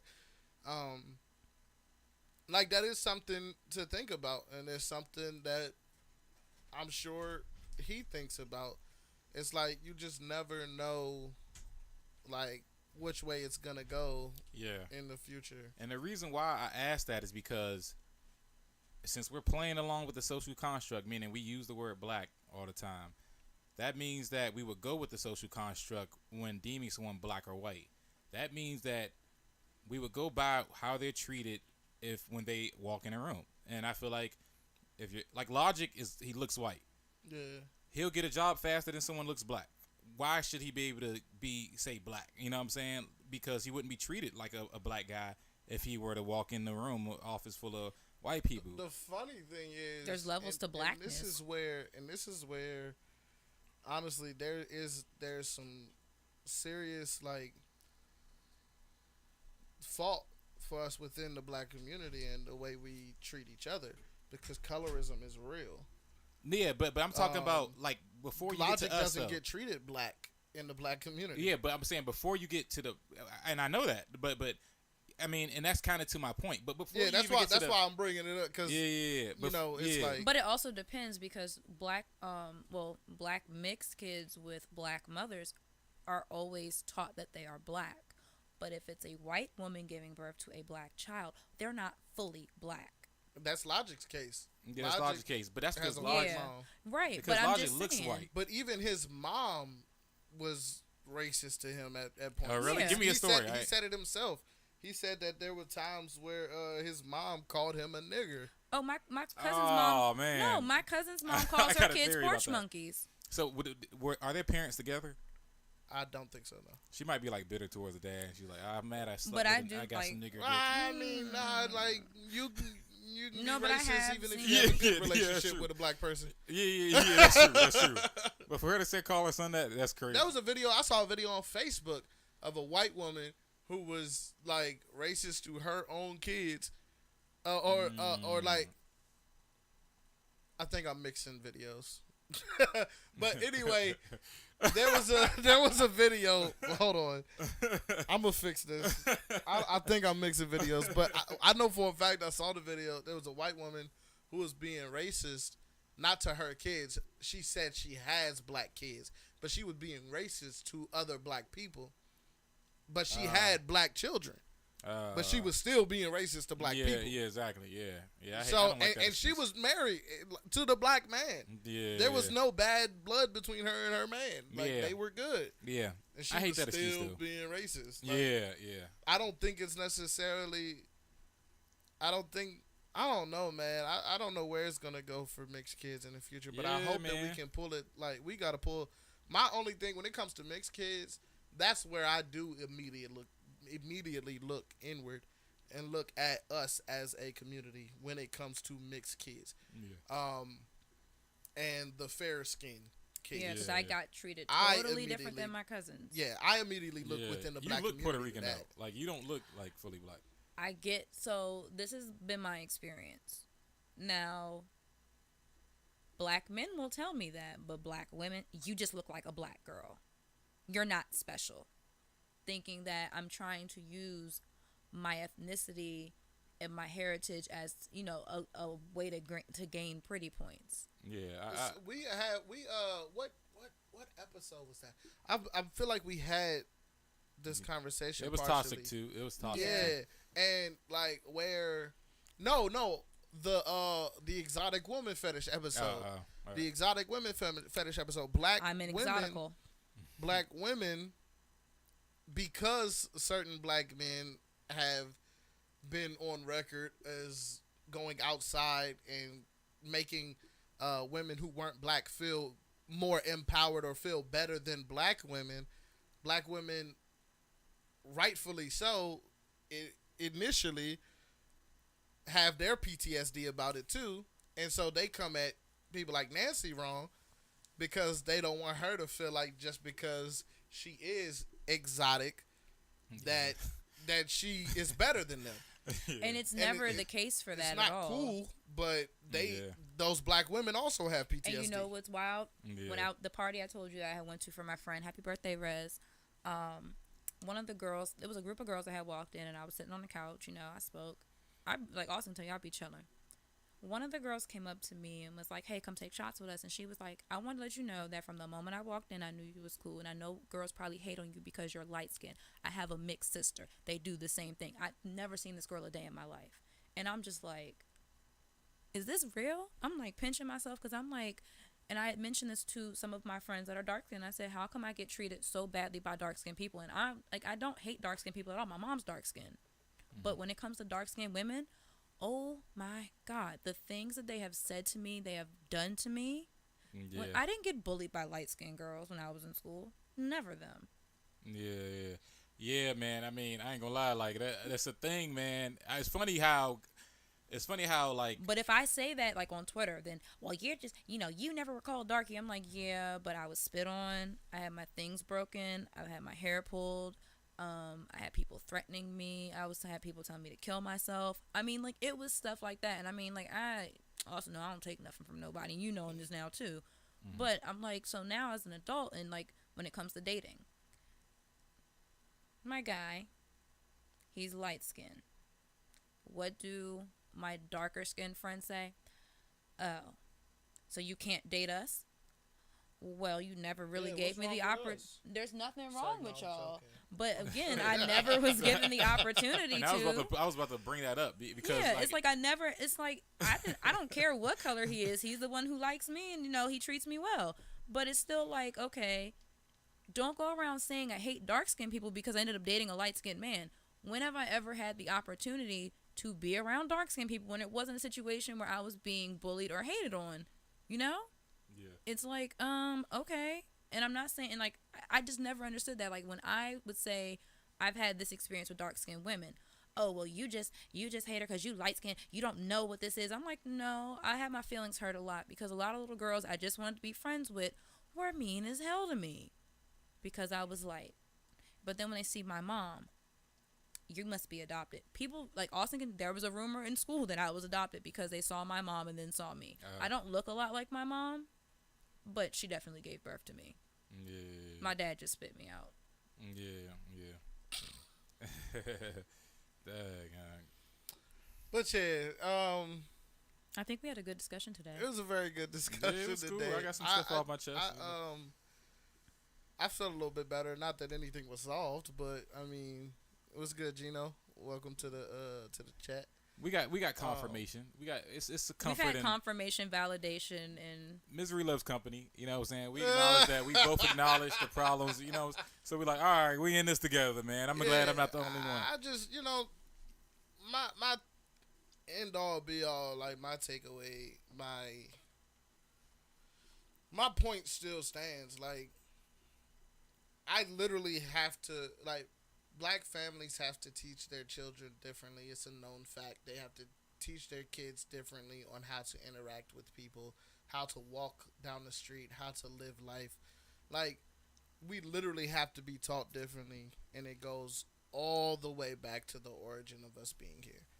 So, like, honestly, there's not much.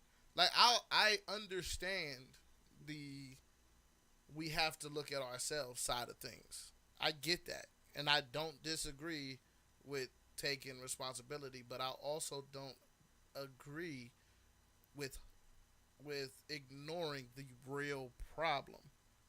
Mm-hmm. That's what I can't agree with that. Like, I'm in a similar situation, and boy, let me get myself in trouble real quick. I'm in a situation where people think a certain way about me because of how I look or what I choose to do with my hair and stuff like that, and they treat me a certain way. Yeah, talk about right. It. and I get judged and so on and so forth. Yeah. And there's two conversations had. Me, I'm on the side of, well, you're not supposed to be judging, so why are you? Yeah. But then you also have people on the other side saying, well, you know people are going to judge, so don't give them a reason to. Yeah. And I'm like, you could make a point to that effect. Okay, yeah, I could do certain things to avoid being judged, but if I'm not doing anything wrong, illegal, or harmful, I shouldn't have to worry about that. Yeah. You know what I'm saying? Yeah. Yeah, especially when those people hold us to a certain, when them people hold themselves to a certain standard of people. You know what I'm saying? I think that, I feel you. I'm sure the same conversation is going on my side of things.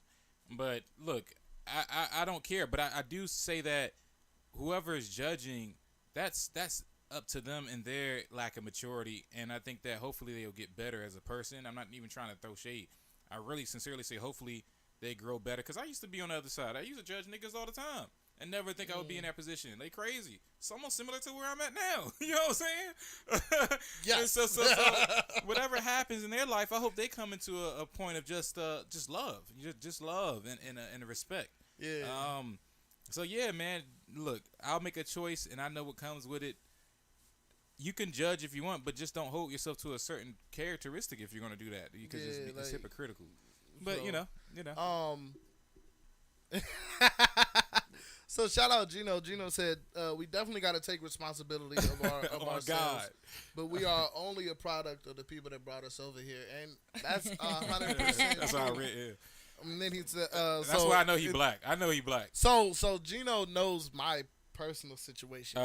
We've had in-depth conversations about it. So when he said mind your business and drink your water, on God, look, mind your business, drink your water, trust in God, love God, and live your best life, bro. Like, at the end of it all, we gonna find out who's right, who's wrong. I don't know, I don't know how else to put it. Anyway, back on topic.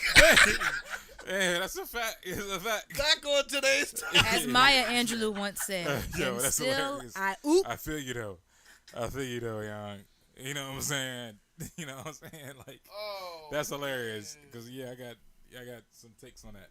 We gonna have a B-side to today's pod, without a doubt. My boy, y'all about to be out? All right. No, you good, bro. Man. I changed the camera so you could move about more freely. Oh no, I'm just gonna just. He was okay. All right, cool. I didn't know. He ain't want everybody to see him twerking in the corner. Nah, man. Tell Jordan we appreciate her, man. Tell her I hope to see her again, and thanks for bringing her. You know what I'm saying? Oh yeah, we good. Yeah.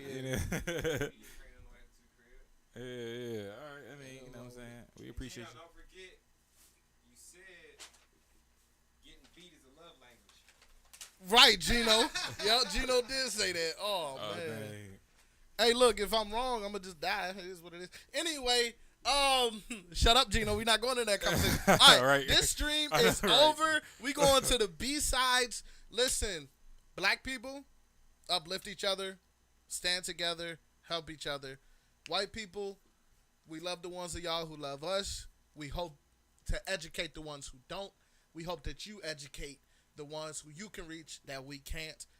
Racist, I got nothing for you. Be bucko. an ally. I got nothing for the racists. But I got plenty of friends on Facebook who got time, so you can go holler at them. I want to give a quick shout out to our sponsor and a very, very good man, Brian Cooper, Cooper Construction. You see his sign right here. A wonderful person. Got to meet him this week. He does construction work. Best construction company in Southern Maryland. I don't know that for a fact, but I'm saying it anyway. So that is what it is. Shout out to Cooper Construction. Shout out Brian Cooper, man. You're a great dude, and I appreciate you coming by helping my boy Ricky out. Shout out Ricky and Jenny, who are at the hospital right now. I'm Baby stopping time. this live stream, but I will be starting another live stream. If y'all got to leave, y'all can leave if y'all want to. If y'all got to. I'm sticking around. I'm hoping that the baby pop while I'm on live. so I can be the first to announce it. That'd be dope. So I'm gonna start another live stream completely aside from this topic, but thank y'all for who watched. Shout out BNY Network, the home here. Shout out BNY Podcast every Friday, 6:30. Dev, aka PG Jake's time. And we got so many more shows coming on BNY Network for y'all, man. It's not even crazy, bro. We got BNY South, BNY Midwest. We got Looking for Love. Manny's gonna have his own show coming soon. Oh, that's fire. We got that's fire. Oh my goodness, we got shows lined up. We can't wait to give them to y'all. Anybody, we also have the podcast space open for rent. If you want to do your own podcast, hit me up. We can talk about it and set it up, and you can rent per hour, rent out the pod studio, and I'll help you even run your situation, make sure it goes smoothly. So, shout out to all the viewers. Definitely shout out black people. Yeah. The viewers and the people that commented, like, we appreciate y'all. Yeah, and definitely appreciate definitely y'all. Shout out all input. Things can get heated at times, but it's all love. Ain't nothing but love. And we welcome all opinions. Like, if you got something to say, say it. I think this should be read as our closing quote. This is from, we're not going to call her a Karen, but, you know. Okay. All right, so this is coming from a lady named Jody, a Caucasian lady named Jody, right? Mm-hmm. She tweeted, being in my 20s in the 70s was a lot funner than being in my 70s in the 20s. As Maya Angelou once said, and still All right, y'all. Y'all take care, man. Words Never Spoken, episode 6.